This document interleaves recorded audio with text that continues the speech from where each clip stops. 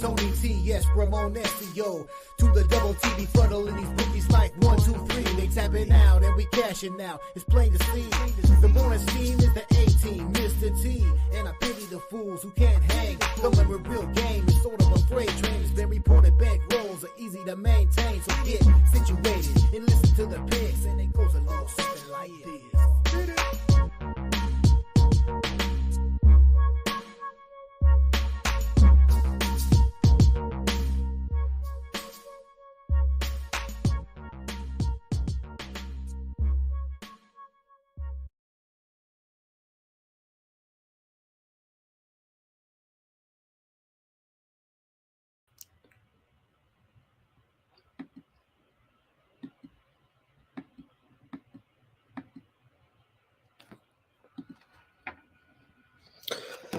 And delivering real gains. It's sort of a freight train. Reported bankrolls are easy to maintain. Good morning and welcome to the Morning Steam for Friday, June the 14th. We're ready for a sports betting weekend, including tonight in the National Basketball Association, game number 0-4 final. I don't know. Can we get more basketball out of the season tonight with the Dallas Mavericks and the Boston Celtics 3-0 series lead? We'll talk about it, see if we can pull one out of our hat and get a little more basketball in the postseason. How about the NHL playoffs last night? And man, it's been since 1996, the last time both the NBA Finals and the NHL Finals were at a 3-0 lead. I don't believe in 96. People have been talking about this, but those series were, I believe, a little bit staggered. They weren't sitting there at 3-0 at the same time. Nonetheless, that's where we're at right now. And we'll try to continue tonight here with the NBA Finals, and we'll see about the NHL and see if Edmonton can get a win. But last night, Panthers go up 3-0 with the road win, 4-3. It looked like Edmonton finally figured it out there at the end, but it was too late because of those 2 goals in the matter of a minute and a half, pretty much. Reinhart putting away that deflected puck. Skinner there out of position on the big wide open goal there, pretty much. Barkov with a goal. He looked healthy. Bobrovsky, Stones, Edmonton in the first 2 periods. Connor McDavid's got a 0. Draisaitl's got a 0. Nugent Hopkins has a 0 right now in the goals department. So Edmonton 0 for 10 on the power play. The fans are sitting on their hands. They're not really even feeling it right now. They are nervous, worried, upset. I think they know it's slipped away here against Florida. Like I said, maybe they can get one game out of it, but did feel like once Skinner allowed that goal where he was caught out of position, then he went into a space zone and was giving up goals there. So we'll see if we can get more hockey for this postseason. We'll preview baseball as well. They're underway in golf with the U.S. Open. Looking to add to the portfolio here this weekend. Right now, look, maybe Scotty didn't have the best of rounds. It's not like he's in a poor position based on his previous rallies, performances. Might be a little bit too much to ask for a U.S. Open to be that far behind. We said that thought 10 golfers might end up under par. I think they're at least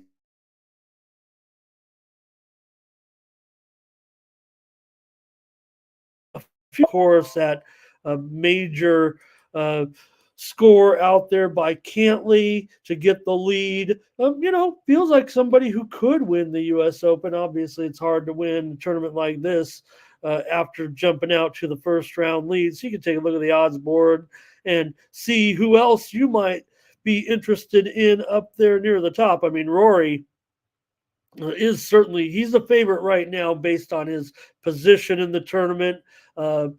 He is on the course. He's the only one of the top couple on the course. Oh, Bryson's out there now. So far, Rory actually has a bogey here today and has fallen out of the lead, actually, with Patrick Cantlay. So Cantlay still 8-1 leading this tournament. Rory is basically about plus 350, plus 400 or so at this point.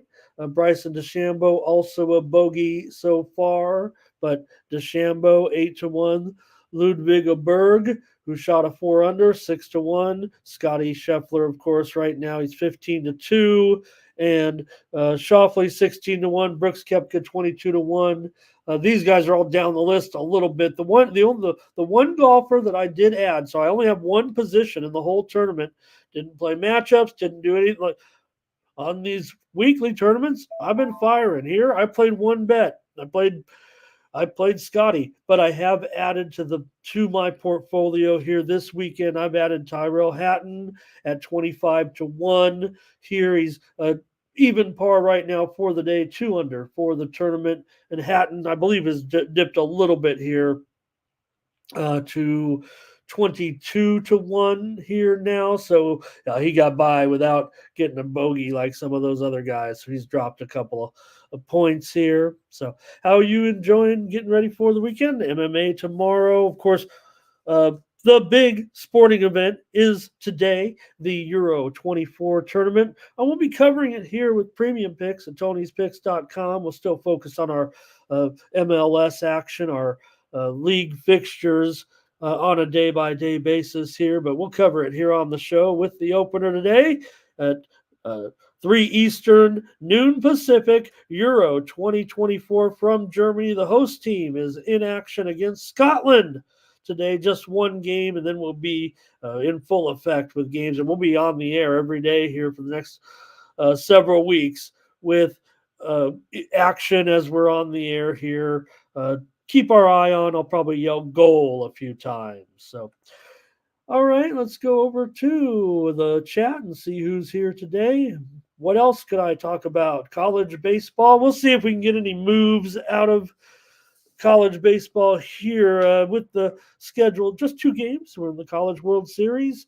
2 of my teams that I have futures bets on from earlier in the season. Didn't play too many, a handful of them, but 2 of them are going to play each other today. So, well, bummer there, but one of my futures picks will have a loss here. Virginia, North Carolina today. North Carolina is favored in this one, $1.40, total about 12 or so. Tennessee taking on Florida State in Omaha. Tennessee minus $1.60, and the total there is 10.5. We'll show it to you maybe a little later on in the show. And one other play that I did make in the College World Series, I have those 2 futures with those ACC teams. I did play one other bet, and that would be that Tennessee and Texas A&M would meet in the championship series. And you still could take a look at Texas A&M. That is my pick to win it all here. I don't have a future on them, though, and I just went with that series. I figured once they get there is where I'd look. I just don't know if the price is there for A&M, but that's my pick to win it all anyway. Right now, with the 8 teams in Omaha, I'm going to try to see if I can work something out. It's 4 SEC teams, and remember before the super regionals, even right when we had the big field, I said when in doubt, take the SEC team. So you would have been okay here with 4 teams from the SEC and 4 teams from the ACC. I did throw a tweet out there yesterday. I saw there is actually some sports business news out there, and it looks like conferences, in order to even make more money, might be changing the name of the conferences to certain things like you might be familiar with, right? When you talk about sports today, you wonder why it hasn't happened sooner. But maybe now with some of these conferences too, that, like talking about the ACC and how they've got Stanford in there and Cal and SMU. So you could have the conferences now. It looks like we may see the contract come in here before the season. But think of some of the big sponsors in college sports. You might have the AFLAC Southeastern Conference. How about the State Farm 12 or the All-State Coast Conference or the Dr. Pepper 10? this is what you're going to have. I'm pretty sure about it. And it's not being talked about a lot, but I think that story started coming out yesterday that one of the conferences is ready to make a move to call their conference basically, get rid of any of the word big, Atlantic, uh, you know, something and change it to a corporate sponsor. Yeah, probably something we'll have to get used to, but they're gonna have to make money, pay these college athletes, I guess, or however they do it. All right, let me say hello to some folks. Get your comments. Tell me what I'm missing here. Let me see if I can come up. There's one CFL game today. There's two in the WNBA, and I've previewed them already. Yesterday, I had two premium winners. I'm so used to entering in under. Wrote my write up for the Atlanta Indiana game. Wrote it up in my pick. I love the over in this game. Here's why. I think Indiana will be more comfortable. Atlanta will be able to score on a bad defense. And I, punched the button under. Hey, I'll make it. No big deal. It was a loss in the system, but anybody who subscribed to the pick hopefully got it right. And I'll make it up. I'll just have to win to make up for that data entry error. No excuses here, but anybody who read the pick saw that I like the over in that Indiana game. I think when I talked with Tony too, talked about it. I previewed the games for today in the WNBA here as well. I'm also watching some grass court tennis action here today, and I should put on some golf here that I could keep an eye on. All right, give me your comments about sports betting on Friday. And what else? What am I missing? What else is going to happen here? We're going to be, glad we got this soccer tournament Olympics coming up. We're going to run out of these championship series, and we're going to be out of sports. Ron, please feel better. Thank you for stopping by today. Not affecting your picks any, it looks like. Or Ray here. Good morning, Thomas. Like and smash, subscribe to this channel, and like this video here on the Tony's Picks YouTube channel. The 41,500 subscriber juggernaut. Brent Cook here today, ready to roll with some picks. Hello to Mike. Yeah, 28 years ago on that. I'm pretty sure he's talking about how the series were both 4-0. Jeff, hello. And just finish off the NBA season here, right? Just get Luka out of our face at this point. It makes, as aesthetically pleasing as he could be to, right now, it's almost painful to watch the post-game commentary, right? The press conference. He doubled down pretty much. So, all right. And, perfectly imperfect. I'm still coming with the Bob Cousy take after yesterday. I want to say, hey, our Chicago crew's in here. I saw that yesterday Mike Downey, the legendary Chicago sports columnist, passed away. I don't know if the guys are in here yet, my Chicago crew. But I go back a little bit of the days where you could read the columns more frequently. It doesn't happen as much now, but Fernando, hello. I'm sure we'll get a little soccer preview there. And Ron says it's all over tonight. And Jeff's been betting U.S. Open 3 balls. He likes Germany in the over here in this one. And Ron says he has Boston in a future from the beginning of the season. I imagine the price wasn't too bad. What could it have been? 5, 6, 7 to 1, 8. I don't know how. I know Boston is probably.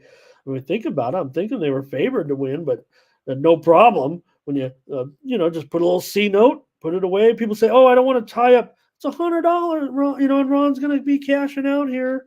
Close to a dime. Who knows? 6, 7, 800. Who knows? But doesn't matter. That's the one thing about the future plays, right? People always say, I think funny thing about it. Oh, I don't like to put a money down on a futures play. Well, I guess you don't like buying a stock. and seeing it rise takes too long.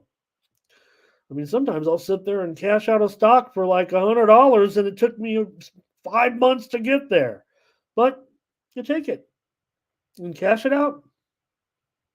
Dre here today, Justin as well.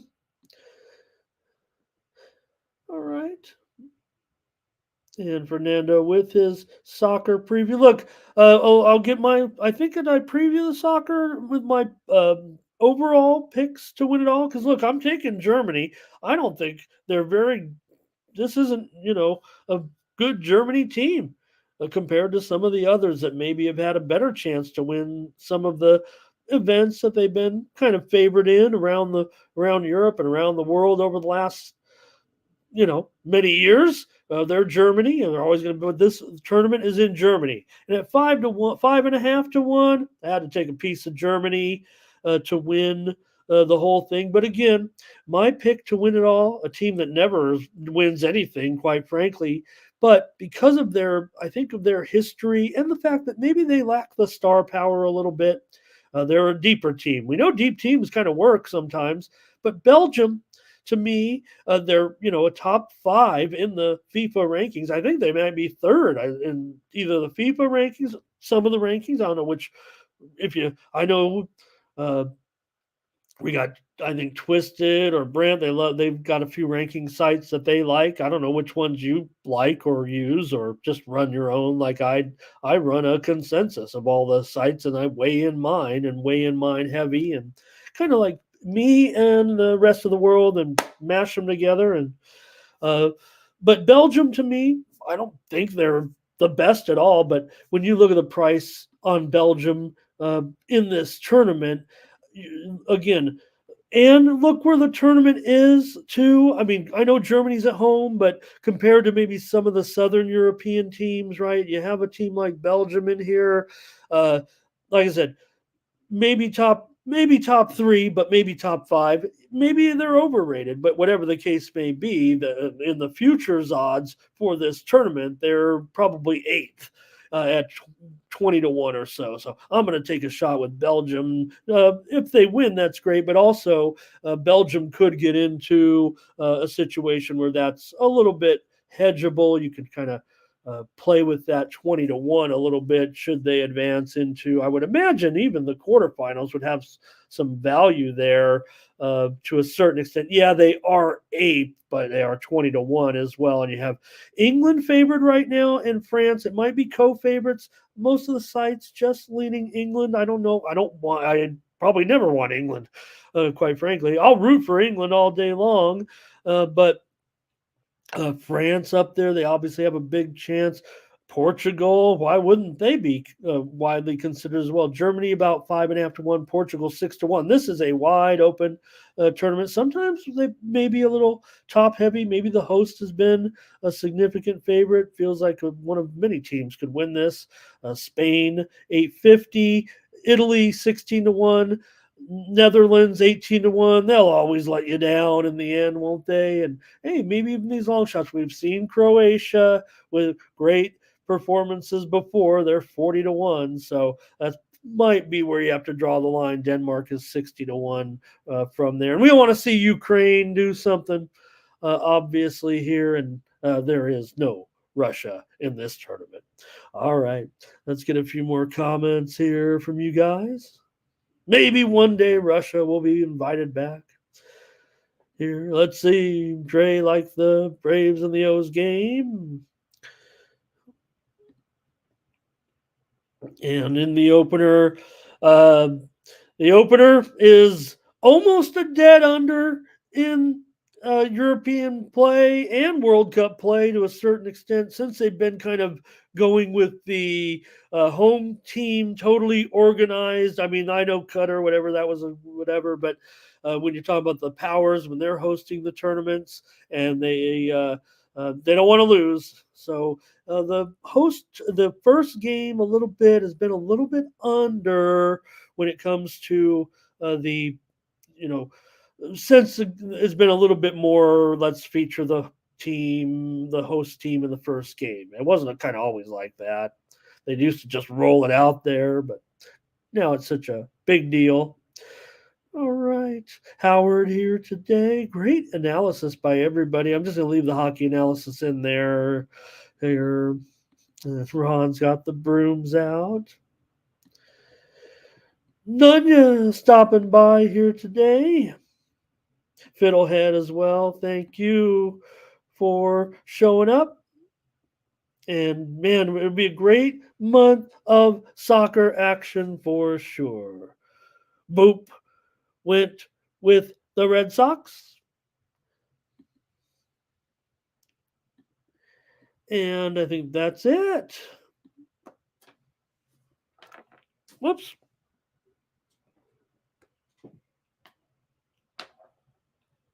Yep, and it'll be a good Copa too. Good thing you mentioned that. Thank you, Fernando. Yeah, Copa coming shortly here. Right now, the tournament begins. I want to say it's on next Thursday or Friday. Elmer, let's get our first Steam move. You might have heard it there in the background. I can't just go on when a couple of you will probably be like, I heard it. And let's get what it is. And it's Texas Rangers today. We don't know too much about the situation, I think, right, with the Rangers. Let's see. With Castillo in there now. We do have Castillo in there. But there is steam here on Texas. That was kind of the big surprise there yesterday with Castillo. No, it wasn't 5 minutes after I went a premium in that game under that, and it still obviously went under with Crochet and Hancock. Did a really, really nice job. All right, let's go over to Tony'sPicks.com and see who did well. I wasn't able to make a winning day. I know that. Especially when I'm making the wrong play a little bit. Oh, let me get you one more piece of steam, if I may, right now, coming through from Major League Baseball. And it is in the game between the Philadelphia Phillies and the Baltimore Orioles. I see the Sharps moving on the under here right now. That is one where the first game I gave out that move. I don't know if I'm necessarily on Texas there against Seattle with Haney against Castillo. But here with the Phillies and the Orioles, the total is moving under here from 8 to 7.5, and that's probably going to be a move that I'm going to back here on the show. So I'll just give it out right now. We'll preview it later. Philadelphia and Baltimore. Let's go under 8 if you can. Let's see here right now if there's any 8s out there. Circa's still at 8 under 20. Got some books. All the Vegas books are 8 under 20, but all the online books are already 7.5. So I'm going to go under in that one with the Phillies and the Orioles. Let me see if I can't roll off the overnight steam, folks, here. It was just maybe 3 or 4 moves that came in before we came on the show for today's action. The steam moves included the Oakland Athletics on the money line with Spence over Woods Richardson and the Twins. Also, Oakland and Minnesota over was also an overnight steam move, as was Cubs and Cardinals under, and also Guardians Blue Jays over. Also, Phillies Orioles under, and Rays and Braves over. All right. Go to Tony'sPicks.com and see who did well yesterday. And let me take a look here. Just get a little something going here, if I may. We'll find my place. There we go. Here we go. Right now. All right. And over at Tony'sPicks.com, on Thursday, it was Nick Lagaretos with a 5-2 record. There's doubles with a couple of wins, a perfect 2-0, including a big underdog in there. I wonder if I could figure out I guess I can always look. Remember, you can look at the results of anybody. Just click on their handicapper profile page. All their results are there, documented. We won't take too much time up here. Kind of a barren leaderboard, quite frankly. Here's Tiffany Man, 60%. Hollywood Sam won his only play. Ben Ruhala is going to show a profit with his underdog selections, as is CJ Sturgeon and Brandon Check also with a profitable day. Ben Ruhala has been our hottest capper here over the last 7 days. He's up 7.5 units, as is Ron Crawford. And Ron Hahn also up 7 units. Good job, Ron. That'll make you feel a little better. Solo Malone here, 6.25 units. And Ruben Marlboro, come to Marlboro country, be up 6 units this week. Ron Hahn still our leader here in the last month, up 26.25 units. Great job, Ron. Really doing a great month. Brandon Check here up almost 11 units. Ben Ruhala, 9.5 units. Daniel Velocichuk, a day winner, 6.5 units. And CJ Sturgeon up 5 units this month. Over to Tony'sPicks.com and use the promo code TonyT at checkout. Save 20% off all premium pick packages, including mine. Here on Friday, I'll have a Major League Baseball card. I don't know if I get involved in the Cubs game with a premium. Have something here for you on the show in just a moment. And there I am at the bottom, you guys.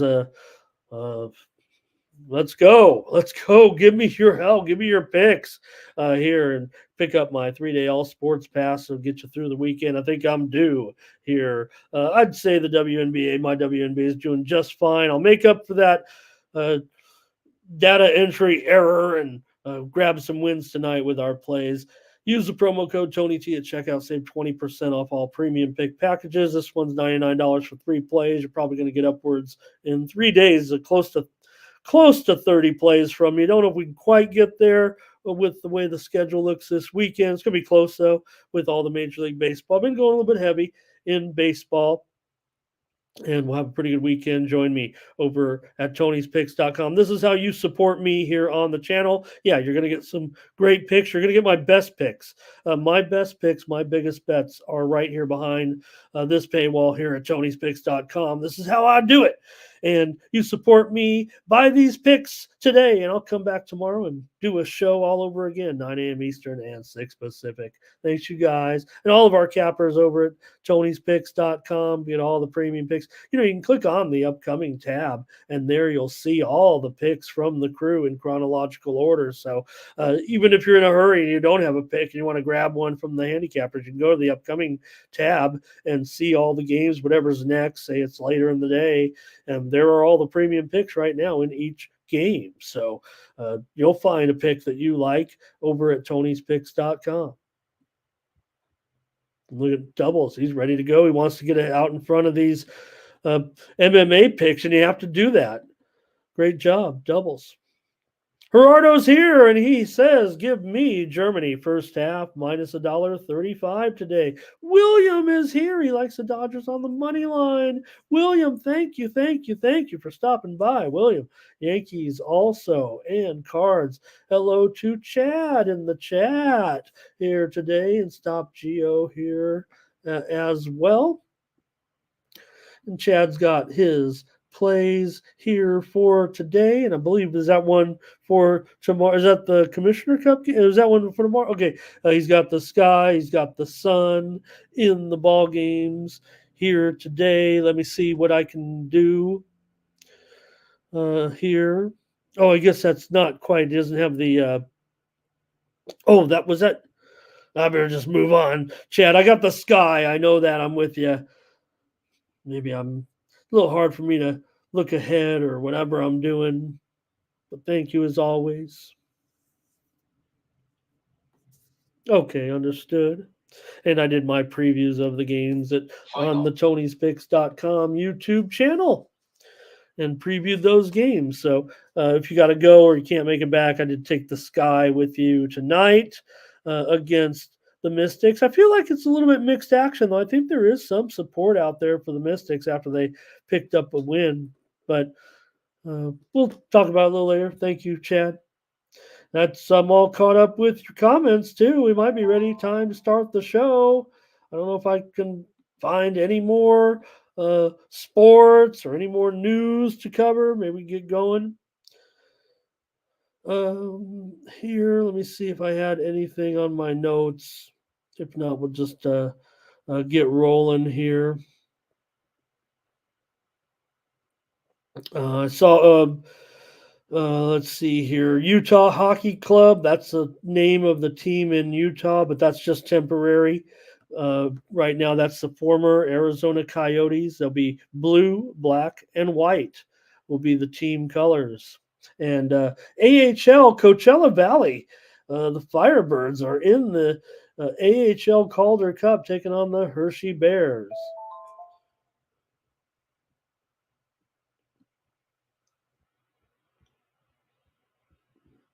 All right. And Ten Hag gets a contract extension, but he'll have no say over personnel at Man U. Okay, Ron on the Lynx today to blow out my Sparks. And Thomas says Brittany Sykes hurt again. She had 18 points in that last game. I hope I'm not missing something there. All right, let's go with the show. Let's go. Let's go. NBA tonight with the Celtics and the Mavericks. Boston leading the series here, of course, 3-0. We wish it was 1-0. I can't get through the first graphic without a typo, but maybe it was just hopeful thinking with the Boston Celtics leading the series currently 3-0. I don't know where we can go from here. Trying to find, not whining about finding a winner. I'm just whining about finding a little more basketball for us to get involved with here. But man, I'm just so down on Luka right now. I don't want to make it an emotional pick necessarily. A team like Dallas should be able to rustle up something here, I would think, against Boston and find a way. But it just feels like that type of social momentum might work against Luka a little bit. How can you waste a performance? Kyrie actually came through with a decent game, and they couldn't help the situation at all. So I don't like I don't like Dallas's chances here to walk away with a victory tonight. I think Boston's doing just such a great job. Look, they've lost 2 games. Don't forget, in this whole playoff season, maybe they were head and shoulders kind of disappointed. I got caught up in listening to some of the anti-Boston rhetoric here. I'm not totally always impressed. Yeah, I'm pretty impressed by Brown. I can be impressed by Tatum. I think it's fair, even if he hasn't performed. Hey, they've got a great team. That's what makes them so special this season. So other than trying to find a way to break it down how Dallas could manage a victory here tonight against Boston, let me check that line. It might be yeah, I think it's mostly a pick. Bovada's got Boston at a 1-point favorite. Remember, I talked about yesterday them Bovada moving to a 1-point favorite, as there was a bit of a steam move that certainly came in on Boston. Again, remember KP, I don't think he's in. I think he's done for this season. And yeah, Luka, what is the problem, right? Is if he has these physical ailments, I mean, he's got everything, all this pregame, what is it, heat, ice. What did I say? There was a pool noodle strapped to his body. I don't know what that is, but he's obviously hurt and laboring. No way would he be this lazy or poor on defense, whining about the call. I mean, you could just reiterate what they're saying on TV, but it's true. I mean, look at that. That was the one that everybody talks about. He's standing there whining while the fast break goes down, and White just buries a wide open 3 because no one's down there, and Luka's doing the hand thing that we talked about. Yeah, I made a big joke about it a few months ago, but it wasn't like no everybody didn't know every time. So until Luka figures this out, Windhorst, he said it pretty good.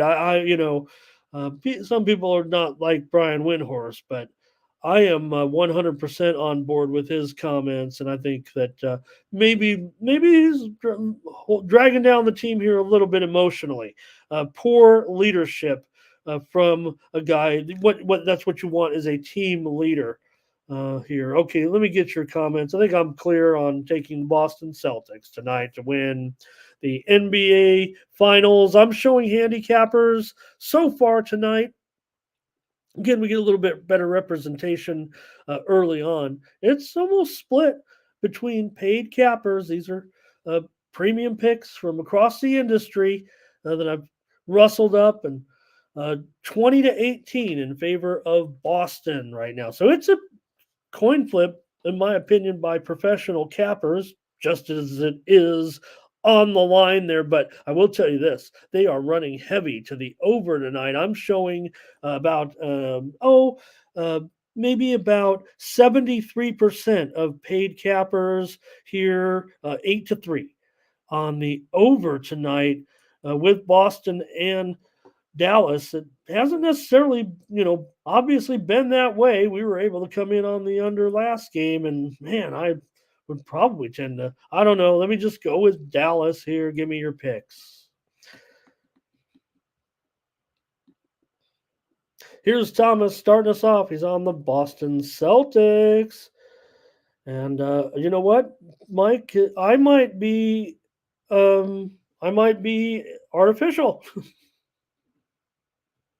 Ron says Porzingis will play. I would be startled. I would also say if he does, it would be detrimental to his health. Oh man, you guys are really bumming me out here. I don't mind. I want you to tell the truth. So if it's over, it's over. But there's a few here. Ron says I'll lay a couple of points. Darren says yeah, Britt. What was that? He had something strapped onto it, like a pool noodle or something. I don't know what it was. It was like wrapped on there. Take the under. Yep. Thanks, Bob. Trevor Davis here today. Thank you. Thomas says maybe we get an overtime. God, when was the last time we've had some overtime in the playoffs? Mike, Dallas and over. Yeah. And Luca did all he can do. I'm not gonna. Luca's played some defense in his career, right? But right now he's just getting, even with his size. I mean, he's getting beat up, or might be lack of his own intensity or fortitude. But whatever it is, he's just not playing any defense. Look, the metrics. I don't follow the sites. I don't go look at this stuff, right? On some of these metric number, you'd be handicapping games all week long. But there's something called a blow by rate, apparently, where they use little chips in the uniforms. They track all this stuff, and Luca has the worst ever since they've been doing this. Right now, Luca's got the worst numbers they've ever seen with players blowing by him. Now, I don't know if they're talking about the playoffs, maybe in these playoffs, because they haven't had this technology, but for maybe a couple of years here where they've tracked the players. But they said Luca has one of the worst blow-by rates, and I'm pretty sure they meant in the playoffs here, but that's not great. All right, here's Boston and under for Boop. Mavs first half for Jeff. That might be it. Here comes Stony Mob here today. Hey, everybody. Want to say hi to Reesh here today. Good to see you, Reesh. Hope you've been well. All right. I think that's it. Yeah, he fouled out. You better challenge that freaking call. Okay. And I'll actually come to on that particular one. Look, the block charge, it's the toughest call that you're never going to have a replay. Well, I guess we do have a replay for a block charge now, but still, you're supposed to kind of avoid out there, right? Because it's always going to be the offense's move to take. when you're, outside of 15, 18 feet. And that's what they tell me. That's what they tell me anyway. I've never coached basketball, but I've talked to a lot of basketball coaches. Lazy love. Oh, Reach, come on. It's going to be over, right? Well, it depends, I guess, what the, criteria is. So just feels like a lot of bad mojo. Give me Boston tonight. And, well, this will be the end of the series, I guess. So if Boston wins, of course. For the Celtics coming in, 10-game winning streak here at this point. Boston's covered the spread 4 straight against the Mavericks now, including these first 3 games. Jason Tatum scored 28 or more 5 straight times against the Mavericks. Jaylen Brown, 22 points or more in 6 of his last 7. Kyrie has 22 points or more in 3 of his last 4 games. All right, let's get on to some baseball if you're ready. Thank you for all your contributions this season. Just in case, thank you for all the contributions this season in NBA basketball with me here on the show. Even we took a little hiatus, but we were basically on since October with NBA. So thank you, folks, so much. And maybe we'll get another chance to talk one more game. Maybe we'll talk 4 more games. All right, we're going to roll to Major League Baseball here today and get rolling. It's Friday. It's Major League Baseball season, and it's Friday. And, well, at least 1 out of every 2 Fridays on average are going to be having a baseball game in the afternoon. It'll be the Cubs taking on the Cardinals. We know who doubles. I don't know if I saw doubles yet, but we know who he likes in this one. Half kidding. It doesn't matter who's playing the Cards. He'd like the other team. But got Jordan Wicks here going up against Gibson in this one. And I think this one we really had a little bit of, let me see here.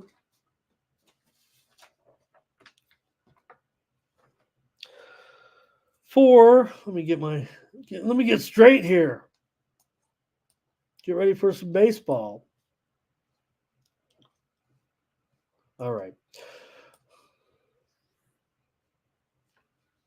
Well, as I said, the widely reported steam did come in on the under here, and that has left us here now at this point. This total mostly 7.5s all over, juiced to the over a little bit, but I'm going to have to update this because it's mostly 7.5 or 7.5 over 15 at this point. And the Cubs, this line is dwindling. It's a little bit of a move to the Cardinals, it feels like. Cubs are still going to be slightly favored here in this one, with Wicks going up against Gibson.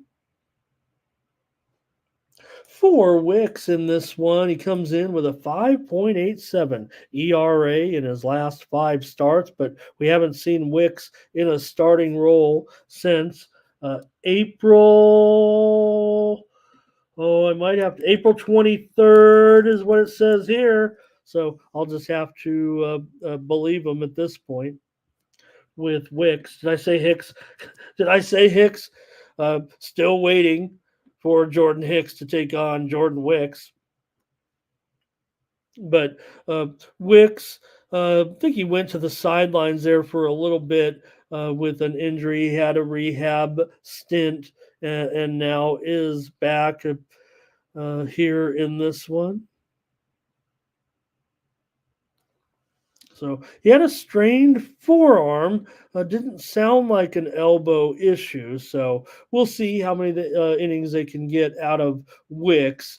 He is 1-4 to the under in his 5 starts. Cubs have lost 5 of 7. Cardinals have been winning a few games here of late, having won 5 of their last 8 games overall. Gibson actually has a problem with the Cubs in his career, a 6.64 ERA in 4 career starts, not to mention those numbers this year, although he is 2-0 actually against the Cubs in those 2 games this season. Rays did the job there yesterday. Let's see, what was the score of that? of that game. The Rays won it 3-2 yesterday over the Cubs. We did have the premium premium pick winner on the under yesterday. And I don't know if our Chicago crew, I haven't looked at your comments yet. I do know, I don't think it is a stiff wind to say the least, but there is wind blowing in. Let me get that for you here if I can do it real quick and see if it. I'm sure in something like this, when you see a little subtle move from 8 to 7.5, that's probably a reflection of a little bit of wind. I don't think it's any personnel here.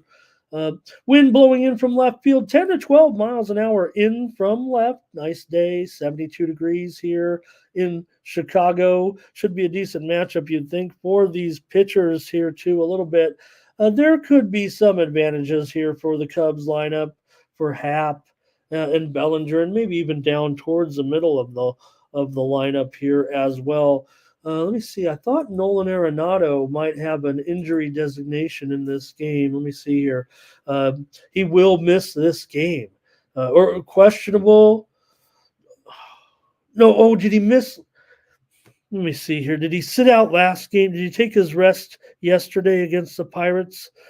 You guys, I might have missed that. I believe he rested yesterday, right? So maybe he will be back today is what it feels like. Otherwise, I think the line would be a little bit higher, even though the Cubs' bats have been a little bit shaky. Or the Cards' bats are shaky. We know that. Hey, Luis is on the Cards. And I think Dre might be on the over in this one. I'm not sure. But here is Boop on the Cards, plus 2.5. That's going to be a pretty big price. I would imagine that's north of $3, isn't it? But again, you're never going to get, if anybody is tolerant of, derivatives, variations on plays, even laying big chalk, you'll get support from me here. You'll get plenty of support on a big underdog, but you'll also get plenty of support from me because I believe a good bettor needs all the tools in his arsenal. And if you feel confident at plus 2.5 at minus $4, I got no problem with that.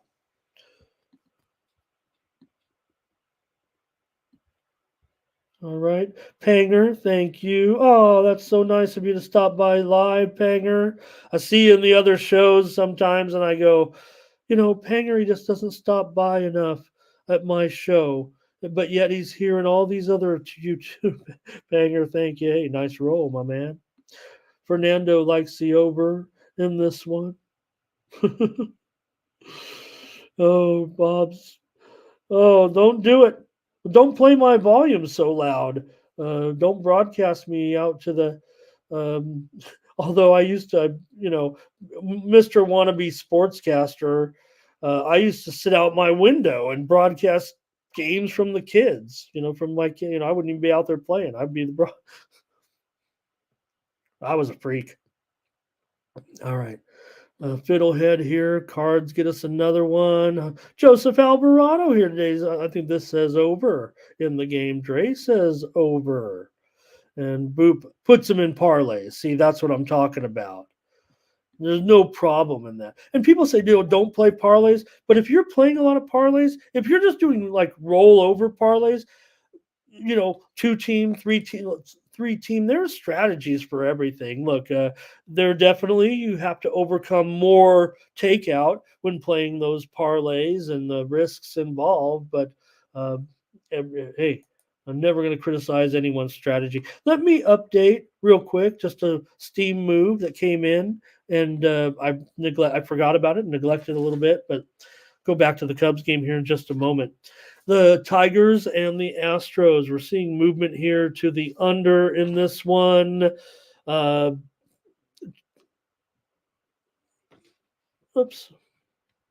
Tigers and Astros here. It was 7.5. This is the game with Skubal and Brown. We're seeing sevens all over here now. 7 juice to the over, but 7 for sure right now in that game between Detroit and Houston. Looks like a pretty popular under here today. We'll get to it in just a little bit. but definitely took some steam. Let's see. It was a good 20 minutes ago now. I'm sorry that I kind of let that slip, but that is a obvious move there. You guys can see from 7.5 to 7. Stephen Downey, hello. Mike just says I only play parlays. So, and there are certain spots. Even I'm going to play some parlays here and there. Hi, Nate. Great to have you as always. Okay, well, I guess I better make the call here with the Cardinals and the Cubs today. Let me get maybe just a few more comments from you. Nope, no more comments. Okay, give it up for me here. I am going to take the under in this one with the Cubs and the Cardinals. That steam came in on the under. I kind of respect it here. Now we're looking at 7.5 here at this point. Probably not going to work a premium out. If I'm considering a premium in this game today on the side, so maybe check me out over at Tony'sPicks.com. You can look at the list maybe and see before you subscribe to the plays today. Lousy Love likes the Cards here today.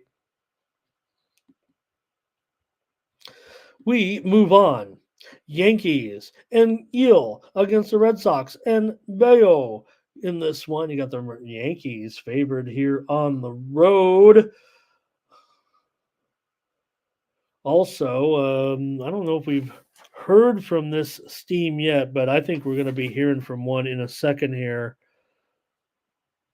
I'm showing the board lighting up in the Phillies and the Orioles, and I like the under in that game. It looks like all the 8s are disappearing if they haven't already in the Phillies and the Orioles. I can't call out the official steam play. Oh, yeah. Okay. I just missed it. That's all. Another one I missed. Is the sound working over here?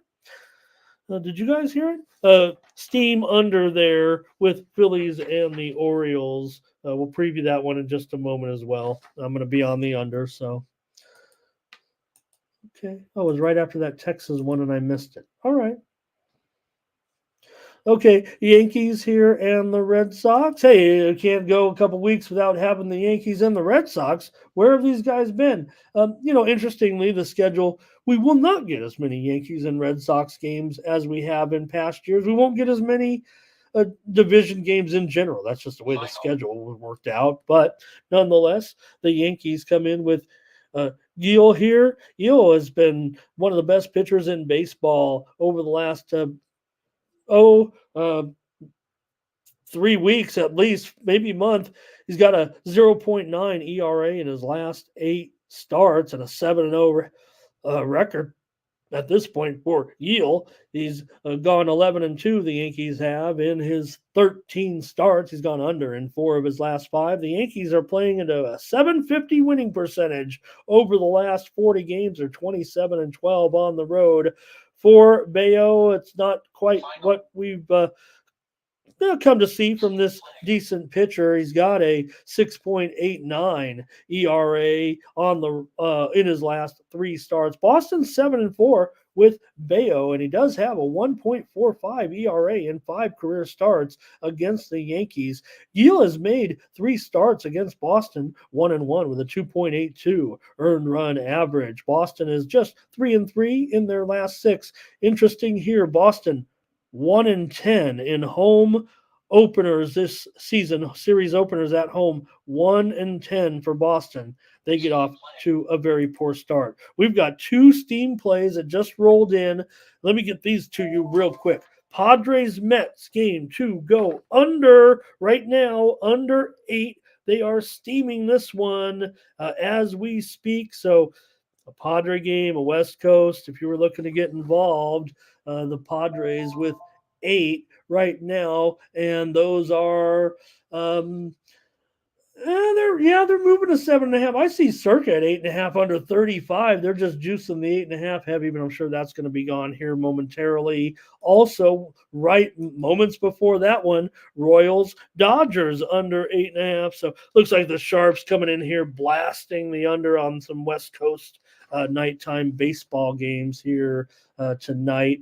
Dodger game. They steamed it at 8.5, and the Dodger game was a little bit late to post the line. We didn't quite know the pitching matchup there in that one tonight with we did Stone in there, but the total right now 8/20 or so in the Dodgers and the Royals, but it was as high as 8.5 under 20. So that one getting steamed to the under here today. All right. Let's continue on now with that Yankees game. You guys got a lot of comments, so I'll just go right to the comments of the Yankees game. And we've got a lot of picks here with this one. Wow. Okay, let's take a look. Here's Luis on the Yankees.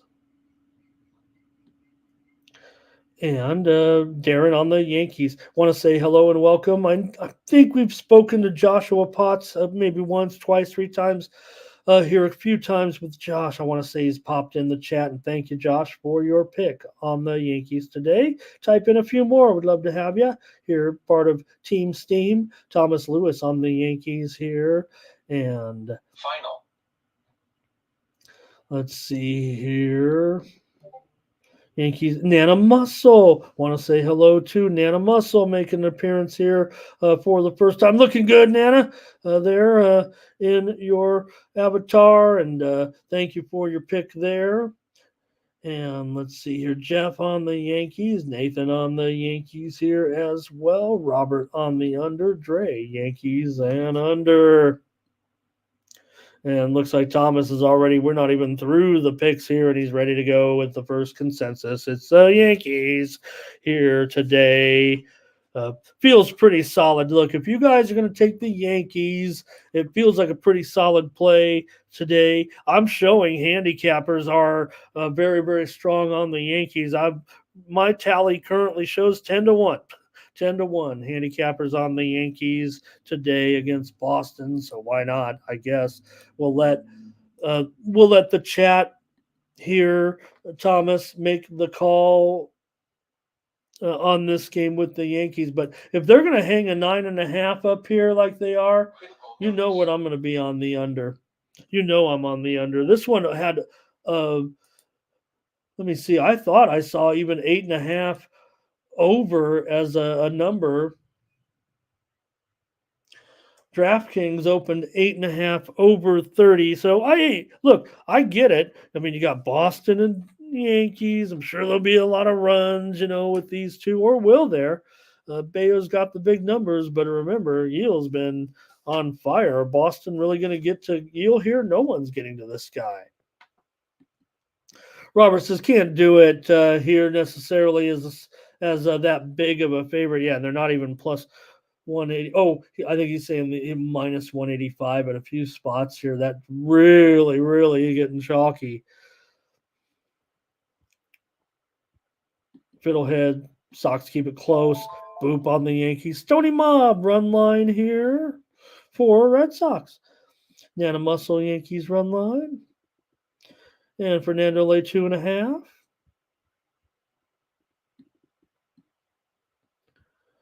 And Jeff says a little bit of weather here, maybe a little bit of humidity, and that does sometimes lend to a little bit of offense as well. Maybe I can get, Jeff said, thunderstorms in the forecast. Do show weird weather pattern expected, quite frankly. Looks like off and on showers throughout the game. It definitely is expected to rain sometime through this game. AccuWeather postponement risk at 10% in this one. Marlins and Nationals. I think we might have a pitching assignment here for the Marlins, and I with Max Meyer here going against Mackenzie Gore, and I think we also can put a total up there showing Gore about minus $1.65, $1.70. The total 8.5 here in this one. With the Nationals, pretty big favorite here for Washington. Maybe they're just taking into account that we make so much money with them. Who knows? We'll take a look at this one, however, with Gore, he's got a 3.45 ERA in his last 4 starts and a 3-1 record for Mackenzie Gore in those 4 starts. Washington's 3-1 in those games, obviously. So a good job for Gore. They've won 5 of their last 7. They've gone over in 12 of their last 16 games, and Gore has gone over in 3 straight. Miami's lost 10 of 14 now. They're just 11-20 on the road, 2-8 in series openers, and the Marlins are 9-2 to the under. So Nationals are going over, Marlins are going under. 2-9 to the under in their last 11 on the road. I should note, Marlins on the road, not quite getting it done with the bats. Hey, I want to mention we do have a college baseball steam play, and it's in the early game today. That early game is not a 9 a.m. or anything here. It's a noontime start, or 2 Eastern, 11 Pacific. But they are moving under in the game with Virginia and North Carolina today. So under 12, this one definitely on the move here. I'm starting to see some 11.5s out there at several places. So first move here, there's only 2 games, but North Carolina favored to win against Virginia. 2 conference teams here. Carolina, number 4 in the country. Virginia, number 12. And seeing a steam move to the under in the college baseball game today. All right, give me your picks here with the Marlins and the Nationals here. Andre is on the Nats. Luis is on the Nats. Darren is on the under here in this one. Boop is on the Nats. Darren's on the... Oh, wait a minute. Oh, Darren might have been talking about the other game. Andrew, hello. No, but there is a little rewind button. You can just kind of hopefully... Well, you might be on X and you... I don't know. I'd love to, Andrew, but I'm already on for so long. Hello to Kev today, and I do appreciate you. Bob, thank you. Have a great day. Stony here. Nathan's laying the run line with the heels. Fiddlehead going on the Nationals on the run line. All right, here comes a few more. Kev on the under. And Andrew, great information here. Oh, I take everything so seriously. All right, Meyer got lit up in AAA. Pangers got Nats money line and team total over. Here's Stoney, Nats money line. I don't know, Thomas. What do you think? Who was on the Marlins? I mean, I'm trying to find anyone who was on the Marlins. No one was on the Marlins out of the chat. Could I be on the Marlins? I'm on the under in this game. I'm on the under, of course. It's the Marlins. It probably will not hit here. We'll see how it goes for Max Meyer. So it does feel pretty heavy to the Nationals. So let me see what it was. I could tally it up. Thomas, Nationals 2, Nationals 3, 4, 5, 6-0, 7-0. Some of them are run lines, some of them are money lines. So you could just put them on the money line maybe, but it sounds like Washington gets the consensus here. So I better make a note of that. So 2 consensus plays so far, huh? All right. Yeah, if there's any doubt. I mean, look, it ends up putting us on a lot of chalk, but I don't think we can get all on the same page. Sometimes run line, sometimes money line, unless it's just a huge favorite. I think you're going to have kind of a mix there of the 2. But, okay, Mike's Washington as well. Wow, a lot of Washington. I'll take the under for my show play, but I better respect what the chat is saying so far with our consensus.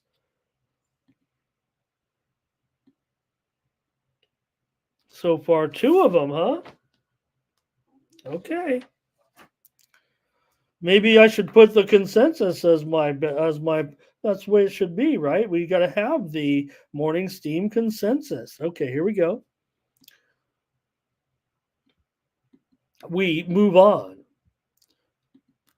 Phillies and Orioles. We talked about a steam move that came in on this one, sending this total definitely lower. That's why we do it. 7.5 under is favored now, under 20. And this one was juiced 8 over here. And I better, that's look at that line. I mean, that's almost a whole run off of the 8 under 25 there when you're talking about 7.5 under 20 right now at Bovada with Bradish and Suarez. I think we can kind of say it is a decent pitching matchup with these two, especially here with Suarez. He's done a pretty incredible job this year, certainly. And yeah, pretty nice job also, I would say, for Bradish. Suarez, a 2.76 ERA now in his last 6 starts. The Phillies are 12-1 with Suarez on the mound this season. The Phillies have won 8 of 12. It feels like that's kind of average for them, but still pretty impressive. For Suarez, he's gone under in 4 straight. The Phillies have gone under in 10 of their last 13. Bradish has an ERA of 2.5 in his 7 starts so far. The Orioles are 6-1 with Bradish. Something's got to give between these two. Both pitchers have been on the mound. The team has lost just 1 game all season. Baltimore's won 10 of their last 14. Baltimore's 23-13 at home. The Phillies, they're pretty solid on the road at 19-12. Baltimore 9-3 in home openers this season. Like I said, that steam did come rolling in, man, on the under. Let's get your comments, and then I'll make a call. It's going to be Fernando starting us off. He's on the Phillies. Here's Ron on the Phillies, but Justin's got the O's here, and Thomas on the Phillies. And take a look at what Joe T says. The Phillies, we talked about the Orioles. Not only are they 9-3 in their home series openers, but they're 64-29 over the last 2+ seasons, 8-2 in their last 10 currently this season. So Orioles, not only just a good in game 1, just good overall. Gotta like this team. And let's see here. We've got steam coming in right now, and it's on a game we've already previewed, so I better give this one out. It's interesting because hold your horses. Don't bet. Don't bet. Nobody bet. Stop betting right now in case you're going back and punching in some of our consensus plays. Let the market settle. Here comes the move on the Boston Red Sox. The Sharps are taking it at plus 150 right now. I'm showing the Yankees going down here a little bit. Some of the books in Vegas are already down to $1.55 now with the Yankees, and we could see this one move even lower. They're moving on the Red Sox here. Remember, also want to make note the time change today in that Red Sox game. Let me take this banner down so I can get that. Mention this. Remember the time change. I want to make sure everyone notices this. Has been pushed back here 50 minutes because of the Celtics game tonight. They don't want to totally overlap them here. So I guess they still would kind of overlap for about anywhere from 15 minutes to a half an hour on an average game, I guess. But Yankees Red Sox will be at 6:30 Eastern, 3:30 Pacific. And that totals that steam move coming in here on Boston. But we already said chat on the Yankees, and we'll wait it out and see how low this line can go. Showing Bet Online down to $1.58 now.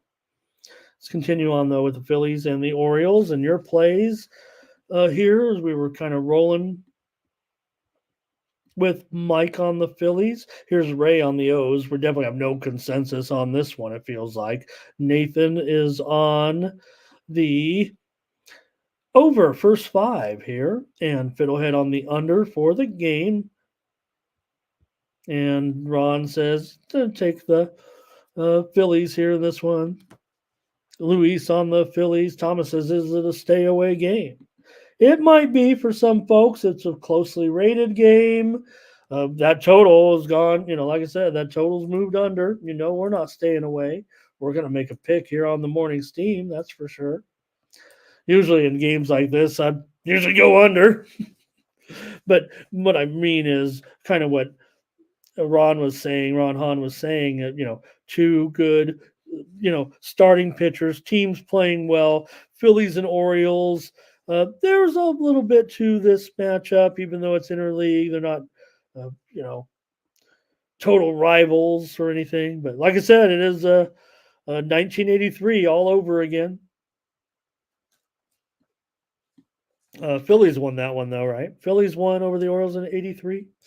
Here's Jeff on the under. Stony Mob on the Orioles. Andrew Dampf. He likes a Nerfy, our first Nerfy of the day. Let's take a look. For the Phillies with Suarez, he's allowed to run in 4 of 13 first innings. That's kind of a surprise for how good he's been. Bradish is perfect. 0 for 7. First inning, no runs allowed. For the Phillies, they've scored a first run and a major league high 25 of 68 first innings this season. And for Baltimore, as good as they are a slow starting team. 13 of 68 first innings. For as good as they are, that is well below average. In fact, that's one of the worst rates in the league outside of a couple of garbage teams, quite frankly. But out of the good teams, the Orioles have the worst first inning scoring rate. I would say. I would just call it that. Fernando on the over here. The widely reported steam came in on the under here in the Phillies and Orioles. And I think that's where I'm just going to be headed as well. I'll just take the under here in this one. Not only I mentioned those stats there for the Phils with their unders, but Bradish has had some unders as well. He's under in 4 of his last 5. Baltimore's under in 5 of the last 7 games here, and I'm going to have to deal with a 7.5. So give me the under in Phillies and Orioles. See how many unders I can be on here. And we got the Guardians taking on the Blue Yaw. The Blue Yaws. It sounds like a Bernaise sauce. It also is. I obviously was thinking Gosman. You see how my brain has lost its mind here in my later years. Let me fix that. Blue Yaws. Would you care for the Blue Yaw sauce? Here with Gosman, Allen and Gosman. In this one, the Guardians on the road. They're an underdog. Is this right? What's going on here? Has Gosman found his form here all of a sudden? For Gosman, he has a 2.63 ERA in his last 4 starts. The Blue Jays have went 6-2 in Gosman's last 8 starts. So yeah, maybe he's found a little something. He's also pitched well in his career against the Guardians. 7 career starts, a 2.67 earned run average, 4-4 record overall for Gosman. The Blue Jays are 5-3 in their last 8 games. They're playing, pretty average here of late. The Guardians, though, will continue to be hot. They've won 19 of their last 26. They're 22-15 here on the road. Also, they have gone under in 8 of their last 10. But note that Allen here, who does have some gaudy numbers of late, 6.75 ERA in his last 3 starts. He's gone over in 10 of his last 13 games coming in to this one. Both teams had the day off yesterday. Here come your picks. Here is Luis. He's got Cleveland. And let's see, Dre's on Cleveland. I think Thomas is going with Cleveland.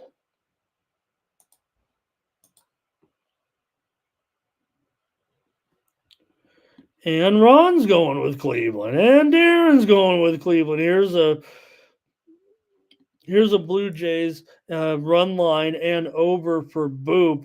I don't know if that's going to sway Thomas here with the Guardians, because here comes Fiddlehead. Here comes Fernando. Man, it's heavy, heavy on the Guardians here today. Professional handicappers, I'm showing also with favoritism to the Guardians today, running at about a 5-1 clip here so far as an underdog. So, can you do it? Can you do it with the Guardians? Oh, did I have it wrong? Boop, did I put the wrong favorite up there? No, we have it. I think I was just saying, right? The Guardians are, right now better than the Blue Jays, at least record wise, and playing better. They're 20 games over 500. The Blue Jays are under 500. So maybe because Allen is playing poorly here. Here's Jeff. He wants Toronto. It's kind of even things out here. Gosman pitching well. And Fernando will take the over. But Thomas, it's going to be, I think Thomas is probably going to stay with it here. It feels like about 6 or 7-2, maybe 8-2 now with Mike. Here's Ray. He wants the under. So 7-2, even 6-2 is fine. And it feels like it's at least 7 or 8-2 if Thomas is going to go with the consensus play here for the guards. He already said it, but I think it's not a unanimous consensus. And Thomas has been, he's pretty subjective, I'd say. We've sat here sometimes with just 2 or 3 plays. So we're pretty fair about it. And if you guys are going to take Cleveland, maybe I can pop in on the total here. The total got pounded actually to the over in this one. And right now I'm showing the current total is still 8 over. Kind of like this one, you guys. You know what? I think I'm gonna come in here. Kev does like the under here. All right, but you know what? I'm gonna take the Guardians with the crew. I'm gonna jump on board here with you guys. I maybe was gonna give out a total here, and I was gonna give out maybe the over, but it's gonna be 8 over 15 or so. Let's go ahead. Yeah, let's go ahead and do that and just make the call. It feels like with that one, and go with. I'll take Cleveland with you guys here. Okay. Also, I'm showing a move here. Most of the books, Florida State and Tennessee, it's not official yet. I haven't heard the steam come through, but I'm showing a lot of books starting to shift this total lower. I'm expecting steam, quite frankly, in the game between Florida State and Tennessee. I believe they will be moving towards the under here in this one momentarily. It's 10.5 at a lot of spots, but I'm already showing right now 10 under 15 at Circa and 9.5 over 25 at Bet Online. So not official. If you kind of ride a little bit with me having to, say steam play, then you can wait maybe and see if it comes through. It feels like it's going to come through here in a second.